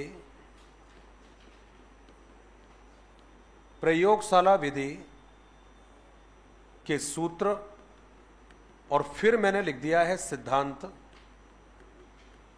प्रयोगशाला विधि के सूत्र और इसके साथ में लिख दिया है सिद्धांत। अब सूत्र कौन से है, सिद्धांत कौन से है? तो भाई देखिएगा, मैंने सबसे पहला जो लिखा है इसमें, वो लिखा है ज्ञात से अज्ञात की तरफ लिख दिया है। पहला हो गया है ज्ञात से अज्ञात की तरफ हो गया है। दूसरी तरफ लिखा है प्रत्यक्ष, और प्रत्यक्ष से लिखा है प्रमाण लिखा है। ये तो इसके दो महत्वपूर्ण सूत्र हैं। चूंकि हमने लिखा है कि इस विधि के कुछ सूत्र होते हैं, कुछ सिद्धांत होते हैं। सूत्र दोनों महत्वपूर्ण हैं। स्पेशली ये जो ज्ञात से अज्ञात वाला मामला है, बहुत इंपॉर्टेंट है, ये आपको ध्यान रखना है। प्रश्न पूछूंगा इसके बारे में, लेकिन अभी नहीं पूछूंगा, अभी याद आ जाएगा आपको। दूसरा जवाब है इसके कुछ सिद्धांत भी है, और सिद्धांत में आता है आपका निरीक्षण द्वारा सीखना। ये इसका सिद्धांत है, निरीक्षण द्वारा सीखना। और थर्ड, अगला जो सिद्धांत है उसमें रहेगा करके सीखना। तो दोनों बातें बड़ी महत्वपूर्ण हैं। एक जवाब हो गया है निरीक्षण द्वारा सीखना, और दूसरा हो गया है करके सीखना।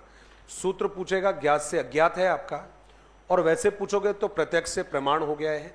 यदि पूछेगा सिद्धांत आपका निरीक्षण के द्वारा सीखना, और दूसरा जवाब रहेगा करके सीखने का। वैसे मुझे लगता नहीं है कि किसी को मालूम नहीं होगा। भाई साहब, जो भी प्रयोगशाला में प्रयोग होते हैं, उनको आधे से ज़्यादा लोग कैसे सीखते हैं? निरीक्षण के द्वारा। इसमें हम कैसे सीखते हैं? खुद को भी काम करने होते हैं, इसलिए निरीक्षण के द्वारा और करके सीखना। आगे चले, आपकी इजाज़त है तो। एक राजा था आपके जैसा, फंस गया था कई चक्कर में। ऐसे चक्कर में नहीं फंसा था, पड़ोसियों के चक्कर में फंस गया था।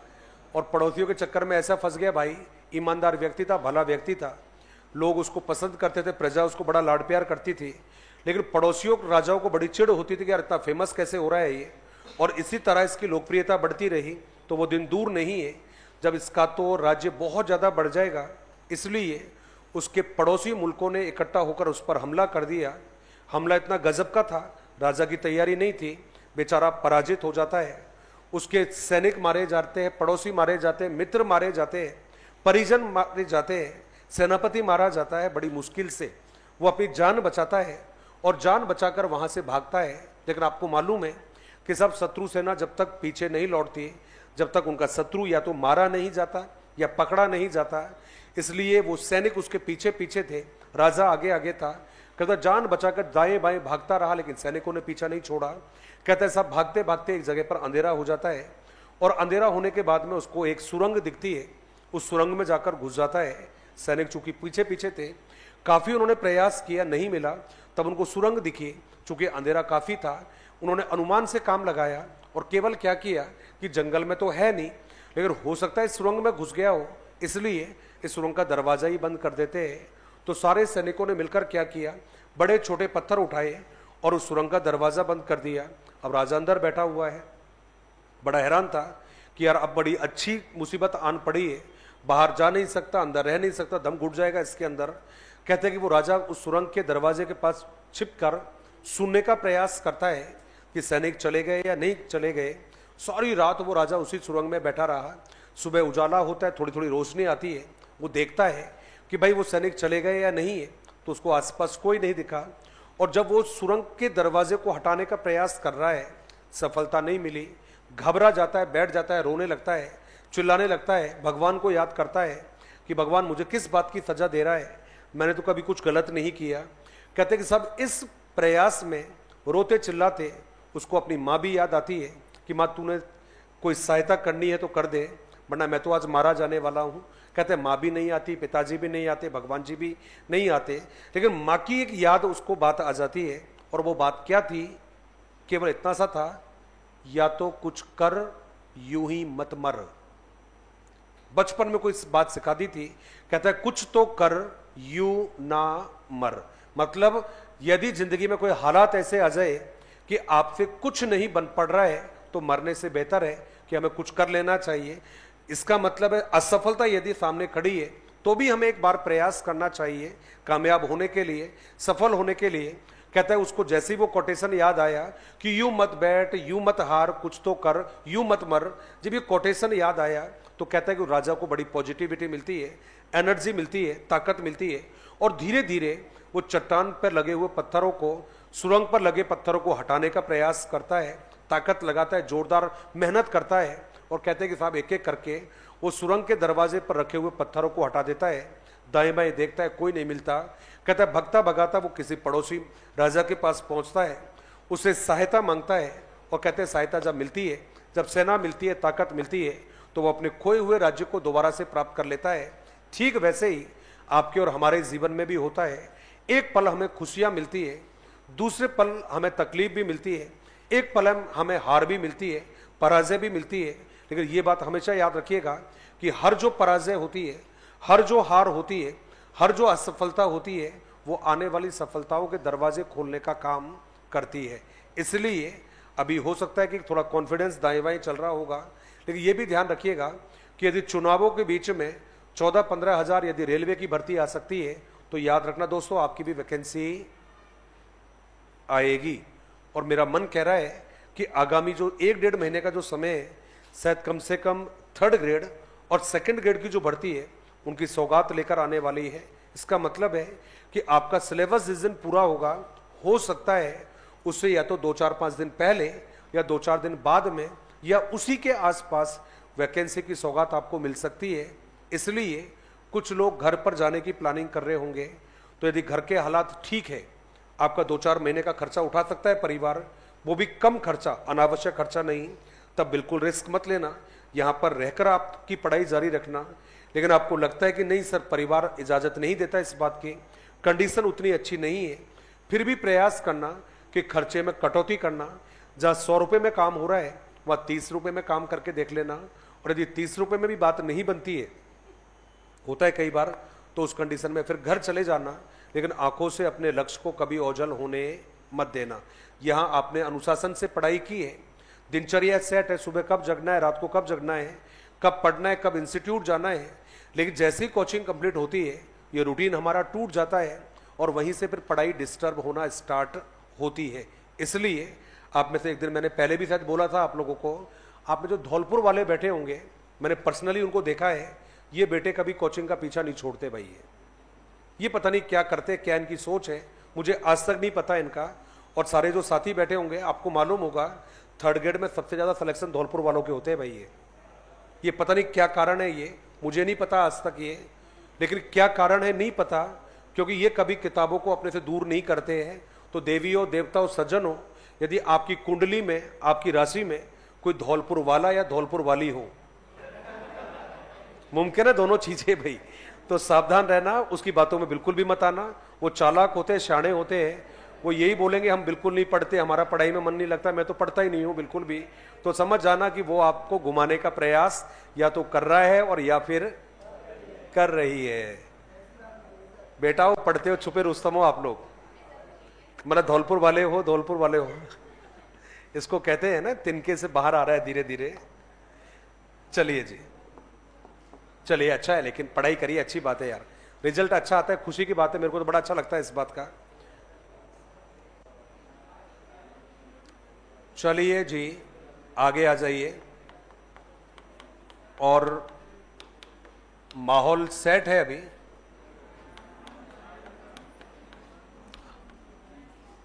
क्या कह रहे थे भाई? माहौल सेट नहीं है? सेट है? कई तो बेचारे ऐसे होंगे गुरुजी सेटिंग करने के प्रयास में थे, अभी तक ना भाई,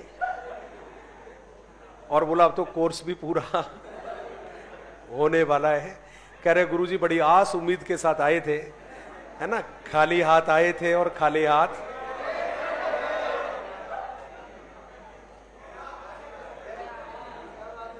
इससे पहले भी कोई गया था क्या कोई? चलिए चलिए, अब आ जाते हैं। और ये जो प्रयोगशाला विधि है, इसके कई सारे गुण हैं।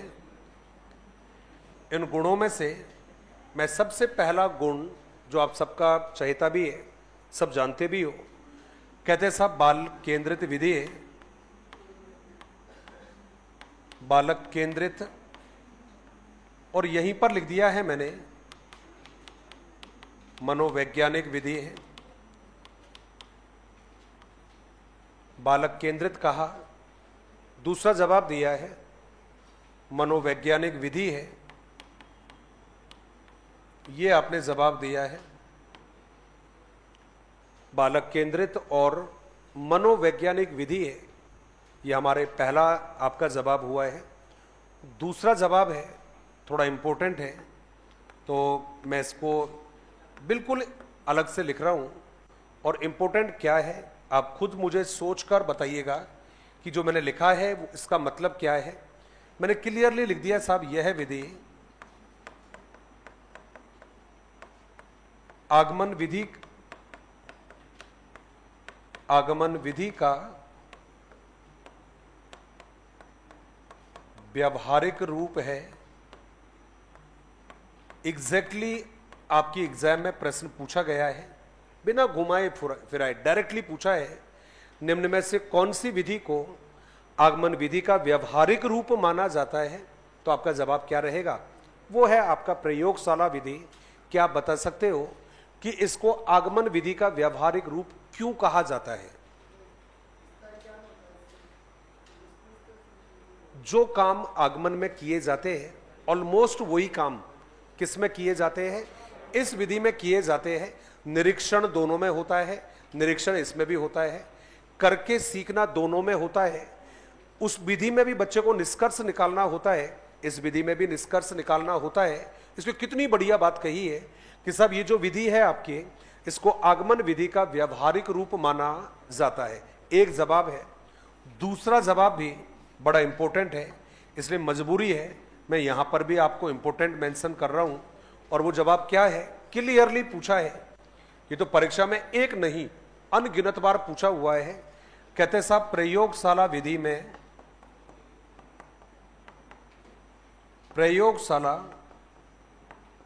में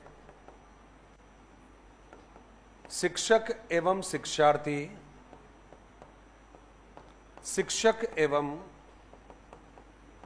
शिक्षार्थी दोनों क्रियाशील रहते हैं। डायरेक्टली आपसे प्रश्न पूछा हुआ है कि साहब वह कौन सी विधि है जिसमें शिक्षक एवं शिक्षार्थी दोनों क्रियाशील रहते हैं? तो आपका जवाब क्या था?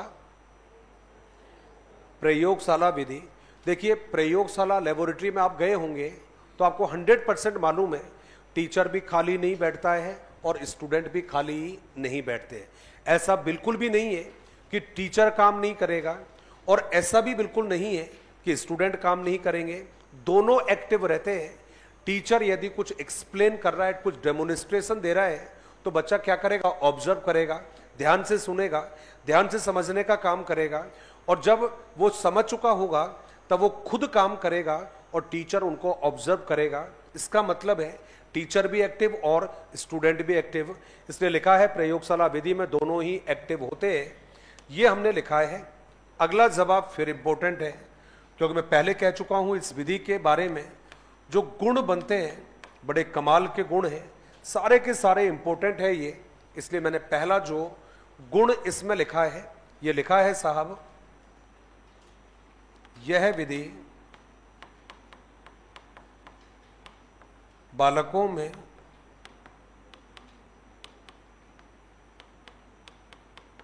सामाजिक गुणों का, यह विधि बालकों में सामाजिक गुणों का विकास करती है। अब क्या बताओगे भाई, सामाजिक गुण का मतलब क्या हुआ है? क्या बता सकते हो कि सामाजिक गुण कैसे विकसित करेगी? ये करती भी है या नहीं करती? पहले तो ये बात है, सामाजिक गुण विकसित करेगी या नहीं करेगी? करेगी। कैसे करेगी? बालक एक दूसरे के सहयोग करेगा। एग्जैक्टली। और इसके अलावा देखिए साहब, एक सबसे पहला जवाब तो यही है, इस विधि में बच्चा कैसे कार्य करेगा। सबसे पहले तो ये जवाब है, उसके बाद में सारे जवाब आ जाएंगे। बच्चा समूह में काम करेगा। अब आपको मालूम है, जब समूह में काम होगा तो 100% एक दूसरे को, देखो भाई, सहयोग भी करेंगे, एक दूसरे की सहायता भी करेंगे। ये भी जरूरी है, एक दूसरे के प्रति वो संवेदनशील भी बनेंगे। अब देखिएगा, ये जो बच्चे हैं समूह में काम कर रहे हैं, एक दूसरे को सहयोग कर रहे हैं, सहायता कर रहे हैं, संवेदनशील एक दूसरे के प्रति बन रहे हैं, 100% वहां पर कौन सा गुण विकसित होगा? सामाजिक। ये इसलिए भी इंपॉर्टेंट है क्योंकि जब भी ये प्रश्न पूछा जाता है, चाहे आपसे विज्ञान वाले मेथड में पूछेगा, चाहे गणित वाले मेथड में पूछेगा, नहीं पढ़ा तो गले से नीचे नहीं उतरती ये बात। ये नहीं पढ़ा है तो गले से नीचे नहीं उतरती है। क्यों नहीं उतरती है? क्योंकि यार विज्ञान और गणित विषय भला प्रयोगशाला जैसी विधि वैज्ञानिक गुण विकसित करेगी तो समझ में आएगा भला सामाजिकता का गुण कैसे विकसित करेगी। वैज्ञानिक तो कर सकती है, सामाजिकता का क्यों करेगी? क्योंकि बच्चा कैसे काम करता है समूह में। तो इंपॉर्टेंट है, एग्जाम में आने के लायक है, याद रखिएगा। आपने कहा कि सर और कौन से रहेंगे, तो हमने इसमें और जो गुण है उसमें बताया कि साहब यह विधि बालकों को प्रत्यक्ष रूप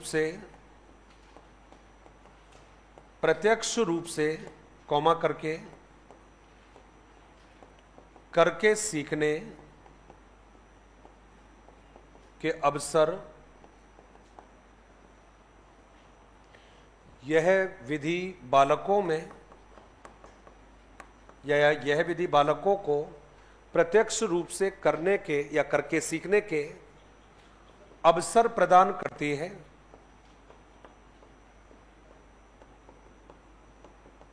इसलिए प्राप्त ज्ञान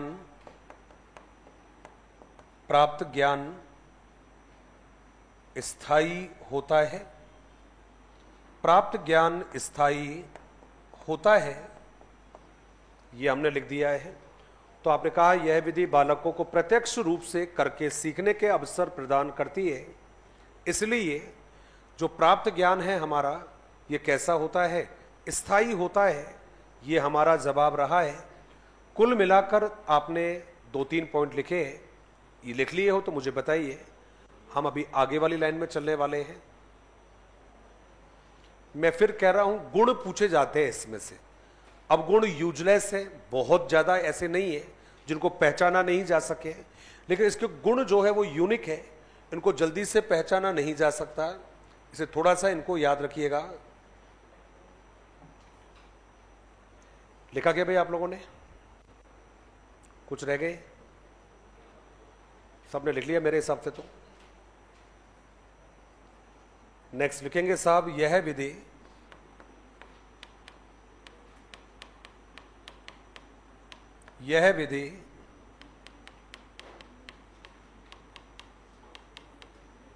प्रतिभाशाली, कॉमा करके लिख दिया है, सृजनात्मक बालकों के लिए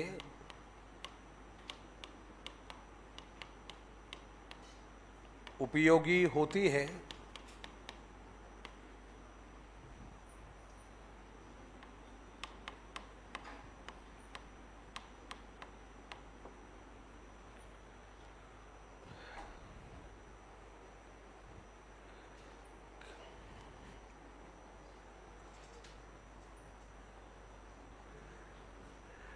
ये लाइन जो लिखी है वो सही है या नहीं है? दोनों लिख दी मैंने, इसमें प्रतिभाशाली भी लिख दिया है, सृजनात्मक भी लिख दिया है, सही है ना? वैसे कर आप ज़्यादा जानते हो भाई, मैं तो कुछ चीज़ों को कम जानता हूँ, लेकिन मेरा तो इतना सा कहना है कि प्रतिभाशाली जो बालक है वो सृजनात्मक हो सकता है, और सृजनात्मक बालक, मैं तो ये कह रहा हूं सृजनात्मक बालक भी प्रतिभाशाली बालक हो सकता है, मैं ये नहीं कह रहा होगा। मैं तो क्या कहा कि सृजनात्मक बालक प्रतिभाशाली हो सकता है और प्रतिभाशाली बालक सृजनात्मक हो सकता है। बाकी तो आपको पता है कि प्रत्येक सृजनात्मक बालक प्रतिभाशाली होता है, लेकिन प्रत्येक प्रतिभाशाली बालक सृजनात्मक हो ये कोई जरूरी नहीं है। लेकिन मैंने तो फिर भी और बड़ी बात कर दी, मैंने तो दोनों के साथ कहा है हो सकता है। और वैसे भी आपको मालूम है देश की अमूल्य निधि होती है भाई, ये देश की धरोहर होती है। ये कौन से बच्चे? प्रतिभाशाली बालक और सृजनात्मक बालक। नाम सुना होगा शायद आप लोगों ने, दो नाम सुने हो तो मुझे बता दीजिएगा। ऑप्शन करते हो आप, दे दिए ऑप्शन। एक का नाम है MC छागला और दूसरे का नाम है KN दत्त। दोनों ने प्रतिभाशाली बालकों के बारे में एक स्टेटमेंट दिया है। क्या पता है क्या कहा था इन्होंने? परीक्षा में आ रखा है ये। इन दोनों के बारे में, इन दोनों ने प्रतिभाशाली बच्चों के बारे में एक कोटेशन दिया था। सुन लो एक बार, नहीं पढ़ा होगा मुझे पता है, तो मैं उसको कोटेशन को जल्दी से बता देता हूं। इन्होंने कहा था कि हम स्वर्ण के लिए, गोल्ड के लिए, हम स्वर्ण के लिए खुदाई कर रहे हैं, हीरो को तराश रहे हैं। डायमंड की पॉलिसी होती है भाई। आपका जौहरी बाजार पूरा जयपुर का फेमस है, पूरा इलाहाबाद, सूरत, ये सब फेमस है डायमंड के लिए। तो क्या लॉजिकदार बात कही है। कहते साहब हम गोल्ड के लिए, स्वर्ण के लिए खुदाई कर रहे हैं, हम हीरो को तराश रहे हैं, लेकिन प्रतिभा को नष्ट कर रहे हैं। ये किसने कहा था? सबसे पहले MC छागला ने, और इसी कोटेशन का समर्थन बाद में किसने किया था? KN दत्त ने। तो भाई इंपॉर्टेंट है ये कोटेशन, इंपॉर्टेंट है ये बालक, और जरूरी है कि ये विधि इन दोनों ही बालकों के गुणों के विकास का काम करती है। आपने कहा ठीक है सर, ये भी हमें याद रहेगा। आप कभी भी, मैंने देखा, मैंने कोई भी कोटेशन बोला, आपने कभी नहीं बोला कि सर इसको लिखवा दो। याद हो गया? हो गया? फिर बोलते क्यों नहीं आप लोग? अब क्या फायदा? समझ में आ गई? समझदार को इशारा ही काफी है। मैंने इतनी सारी, मैंने जोरदार बातें जो परीक्षा में फ्रीक्वेंटली यूज होती, मैं वही नोटिस कर रहा था। आपने कभी भी नहीं सुना, आप ऐसे बैठ जाते हो और ऐसे लगता है फिर बाद में कहते हैं बोला बहुत देखे हैं तेरे जैसे, रोज आते हैं और रोज जाते हैं। इंपॉर्टेंट। चलिए, इसका नेक्स्ट जो गुण है उसमें लिखा है कि साहब यह विधि बालकों में वैज्ञानिक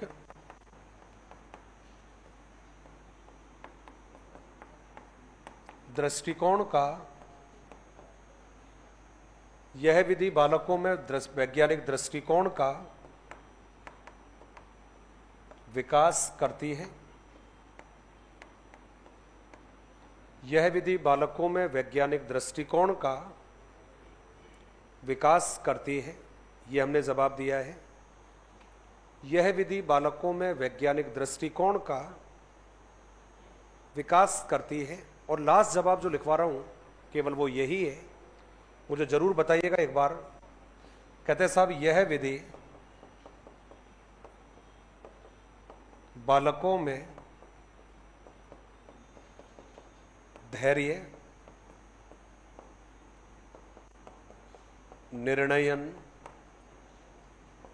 यह विधि बालकों में धैर्य, निर्णयन, स्वाध्ययन,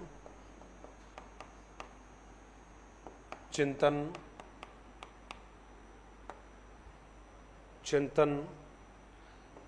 तथा व्यावसायिक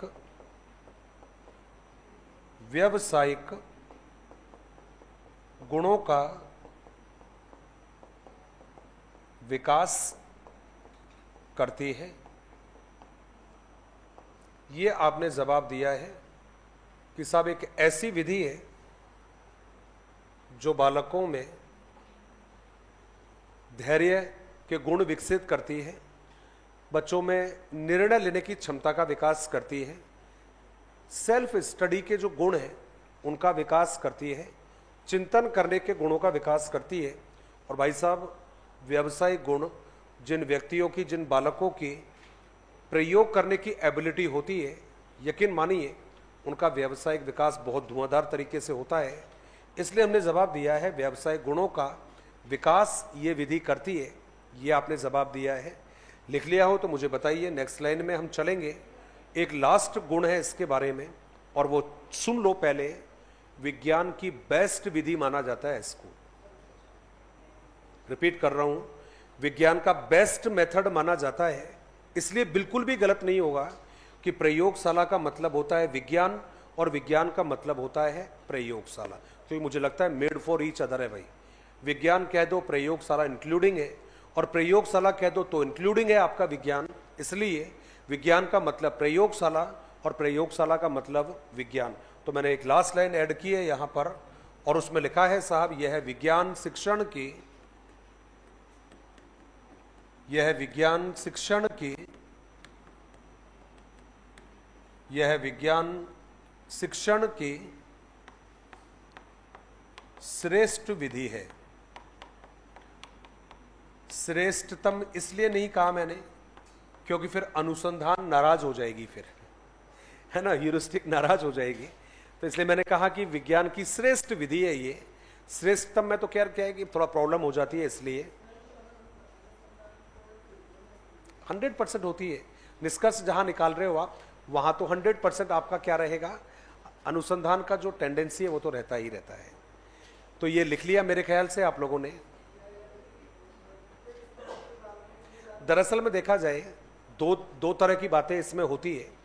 वैसा देखा जाए तो प्रयोगशाला विधि उच्च कक्षाओं के लिए यूज होती है, लेकिन आजकल क्या हुआ मेरे भाई, छोटे छोटे जो प्रयोग होते हैं ना भाई, ये छोटे जो प्रयोग होते हैं ये छोटी कक्षाओं में ही करना प्रारंभ कर दिया जाता है। जैसे आप लोगों ने देखा होगा कि भाई बैलून हवा में क्यों उड़ता है, छोटी क्लासेस में है ये। छोटी क्लास में साबुन झाग क्यों देता है, छोटी क्लासेस में है ये। इसका मतलब है कि प्रयोग का जो लेवल है ये आप क्लास के अकॉर्डिंग उसका लेवल बढ़ा सकते हो। छोटे छोटे जो प्रयोग होंगे इनको हम छोटी क्लासेस में ही दे सकते हैं। तो यही कारण है। आजकल तो ये कह दिया, आपको याद होगा तो मैं आपको फिर एक बार याद दिला देता हूं। हमारे यहां एनईपी आई थी, और जब एनईपी आई थी आपकी 1986, इस एनईपी 1986 के समय ही आपके यहां पर एक प्रोग्राम चला था जिसका नाम दिया था ऑपरेशन ब्लैक बोर्ड। याद है ना या नहीं याद है? ऑपरेशन ब्लैक बोर्ड चला था, उसमें एक जवाब दिया था आप लोगों का कि भाई कम से कम 2 कमरे तो होने चाहिए स्कूल में। और आगे चलकर जब आपका प्रोग्राम ऑफ एक्शन आया तो उस प्रोग्राम ऑफ एक्शन के साथ में ये भी कह दिया भाई अब 2 कमरे नहीं 3 कमरे होने चाहिए, और प्रयास करो कि उनके साथ में लेबोरेटरी को भी जोड़ दो आप। इसका मतलब है कि ऑपरेशन ब्लैक बोर्ड का संबंध केवल प्राथमिक स्कूलों से था जब इसको स्टार्ट किया गया था, और जब प्रोग्राम ऑफ एक्शन आपके पास आया तब प्राथमिक स्कूलों में 2 के साथ तीसरा कमरा भी जोड़ा, और उसमें यह भी कहा है कि सर प्रयास करो कि स्कूलों में लेबोरेटरी होनी चाहिए। इसका मतलब है कि प्रयोगशाला के माध्यम से छोटे बच्चों को ही सिखाना प्रारंभ कर दिया गया, लेकिन इसका अवगुण भी यही बनता है कि साहब हमारे यहाँ तो है ही नहीं प्रयोगशाला। हमारे यहाँ तो प्रयोगशाला छोड़ो यार, क्लासरूम ही नहीं है यार, कैसी बातें करते हो। आधी से ज्यादा क्लासें तो पेड़ों के नीचे लग रही है भाई। और गर्मियों की छुट्टी अपने यहाँ क्यों आती है, कभी सोचा आप लोगों ने उत्तर भारत में गर्मियों की छुट्टियां क्यों आती है? इन दिनों में तो जम्मू कश्मीर, हिमाचल, उत्तराखंड में क्लास लगती है। इन दिनों में आप क्लास देखोगे, उत्तराखंड में देखोगे, जम्मू कश्मीर में देखोगे, वहां तो क्लास लग रही है इस समय पर, और हमारे यहां पर क्या होती है? छुट्टियां। क्यों भाई? क्योंकि हमारे अधिकांश क्लासें पेड़ों के नीचे लगती है, और इस समय पर गर्मी का टेम्परेचर इतना होता है कि हम बच्चे को बाहर बिठा ही नहीं सकते। वहां उल्टा होता है, वहां आपको मालूम है सर्दियों में छुट्टियां होती है और यहां सर्दियों में क्लासें चलती है आप लोगों की। केवल 7-8 दिन की छुट्टियां देते हैं बड़ी मुश्किल से। उसका कारण है कि बच्चा आराम से धूप में बैठ सकता है, इसलिए। तो भाई लेबोरेटरी तो होती है, होनी चाहिए, हमारे यहाँ नहीं है, इसलिए हम अमूमन ये कह देते हैं कि साहब ये बड़ी क्लासेस की विधि है, छोटी क्लास में यूज नहीं होती, लेकिन तरीका गलत है। आज भी छोटे स्कूलों में बच्चों को टब में खिलाते हैं, नाव को बिठाकर। प्रयोग है वो, नाव पानी में क्यों नहीं डूबती है, लकड़ी पानी में क्यों नहीं डूबती है, लड़की पानी में क्यों नहीं डूबती है?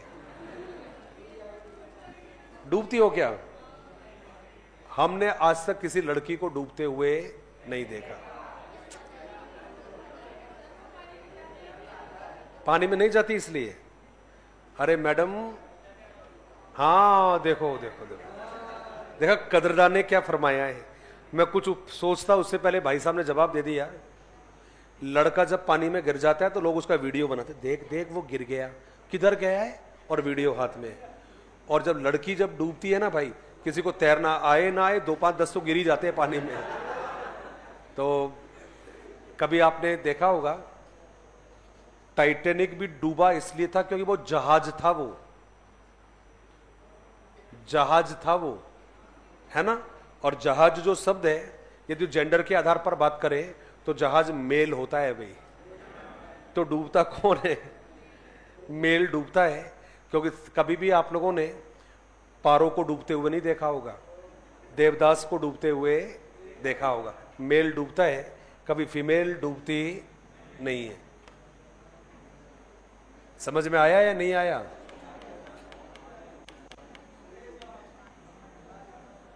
आया नहीं आया? आप में से कोई अनुभवी मैडम है तो मुझे बताओ, मैं उसी से प्रश्न पूछता हूं। फिर है कोई मैडम जो जवाब दे दे प्रश्न का? हाँ जी, नहीं पता चले ना, मैं किसी से पूछूं फिर वो कहेगा हाँ सर मुझसे पूछो एक बार। एक लड़का हमेशा एक लड़की से कहता है कि मैं तेरी आंखों में डूब गया है। एक लड़का हमेशा एक लड़की को बोलता है मैं तेरे आगोश में समा जाऊं। कभी किसी लड़के को किसी लड़की ने बोला आज तक तेरी आंखों में डूब जाऊं? कभी सुना आप लोगों ने? नहीं सुना होगा। तो बेचारा डूबने का काम किसका होता है? मेरे देवताओं का होता है। तो हे प्रभु डूबते रहिएगा, लेकिन सही जगह पर। चलिए, हाँ जी मैडम, कुछ कमेंट मारा किसी ने उधर से? नहीं मारा तो कोई बात नहीं, आपने कुछ कहा नहीं और हमने कुछ सुना नहीं, तो ये हमारी जीत है। इसका मतलब मुबारक हो आप सभी को। अच्छे लगते हो हंसते हुए। तैयारी ऐसे ही करना कि जिस दिन परीक्षा देने जाओ आप लोग तो आपके चेहरे पर मुस्कान होनी चाहिए। पेपर जब आपके हाथ में आ जाए तो आपके चेहरे पर मुस्कान होनी चाहिए। और जब आंसर सीट आप जमा करवा कर आओ तो आपके चेहरे पर मुस्कान होनी चाहिए, और यदि ऐसा हो गया तो रिजल्ट वाले दिन भी आपके चेहरे पर मुस्कुराहट होगी। जब कभी लगे कि टेंशन वेंशन ज़्यादा हो जाए, मुझे बता देना, सबको रफू चक्कर कर देंगे, कोई दिक्कत नहीं है। पहला जवाब लिखा आप लोगों ने, अवगुण लिख रहा हूं, और अवगुण में पहला लिखा है मैंने, यह विधि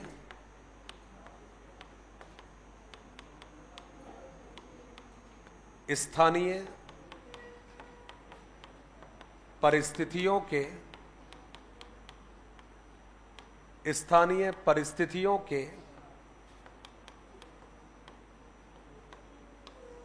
अनुकूल विधि, यह विधि स्थानीय परिस्थितियों के अनुकूल विधि नहीं है। सेंटेंस छोटा है लेकिन मीनिंगफुल है। मैंने केवल इतना सा लिखा है कि यह विधि स्थानीय परिस्थितियों के अनुकूल विधि नहीं है। क्यों नहीं है? बड़ी सीधी सी बात है, क्योंकि हमारे यहाँ संसाधनों का अभाव होता है।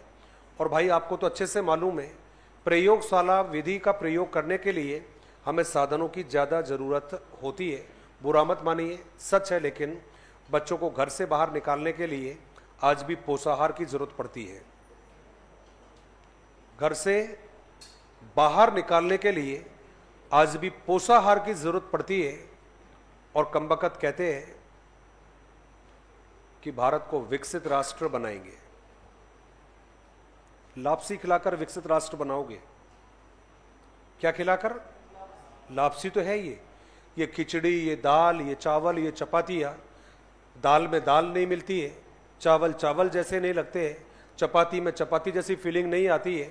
और क्या कह रहे हैं कि विश्व की सबसे बड़ी कल्याणकारी योजनाओं में से एक योजना है जिसको नाम दे दिया गया है पोषण योजना।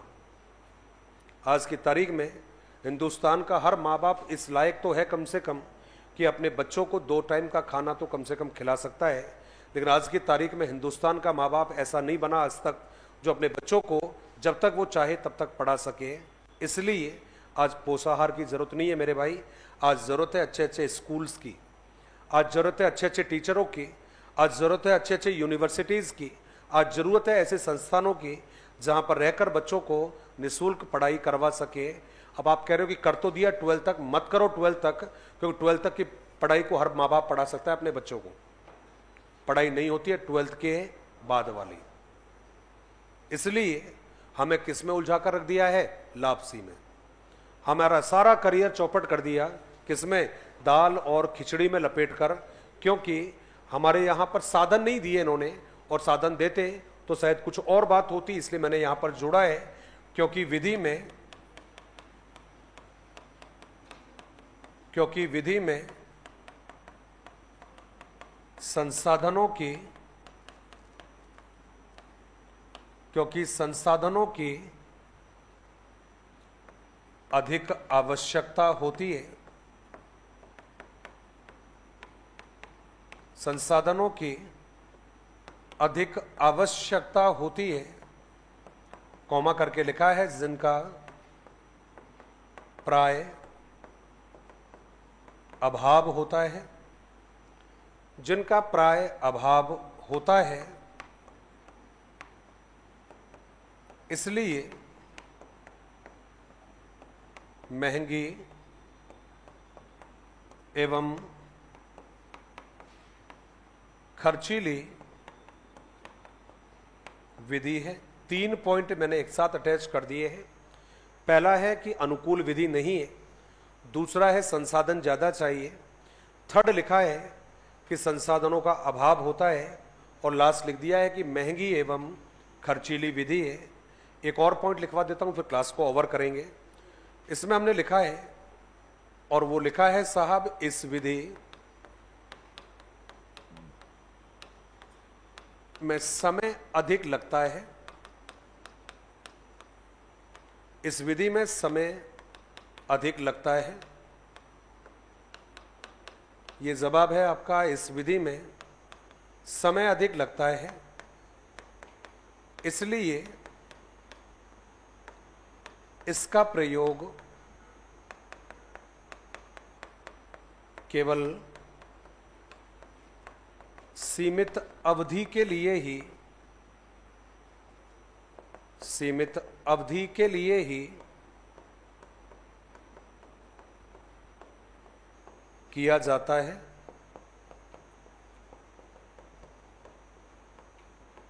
ये देखो भाई, आपने जवाब दे दिया है। तो विधि की प्रक्रिया बड़ी लंबी होती है, साधन वादन ज्यादा लगते हैं। आगे जो बातें रहेगी उनको फिर हम कल बात करते हैं। अभी वक्त है इजाजत लेने का। धन्यवाद। जय हिंद और जय भारत।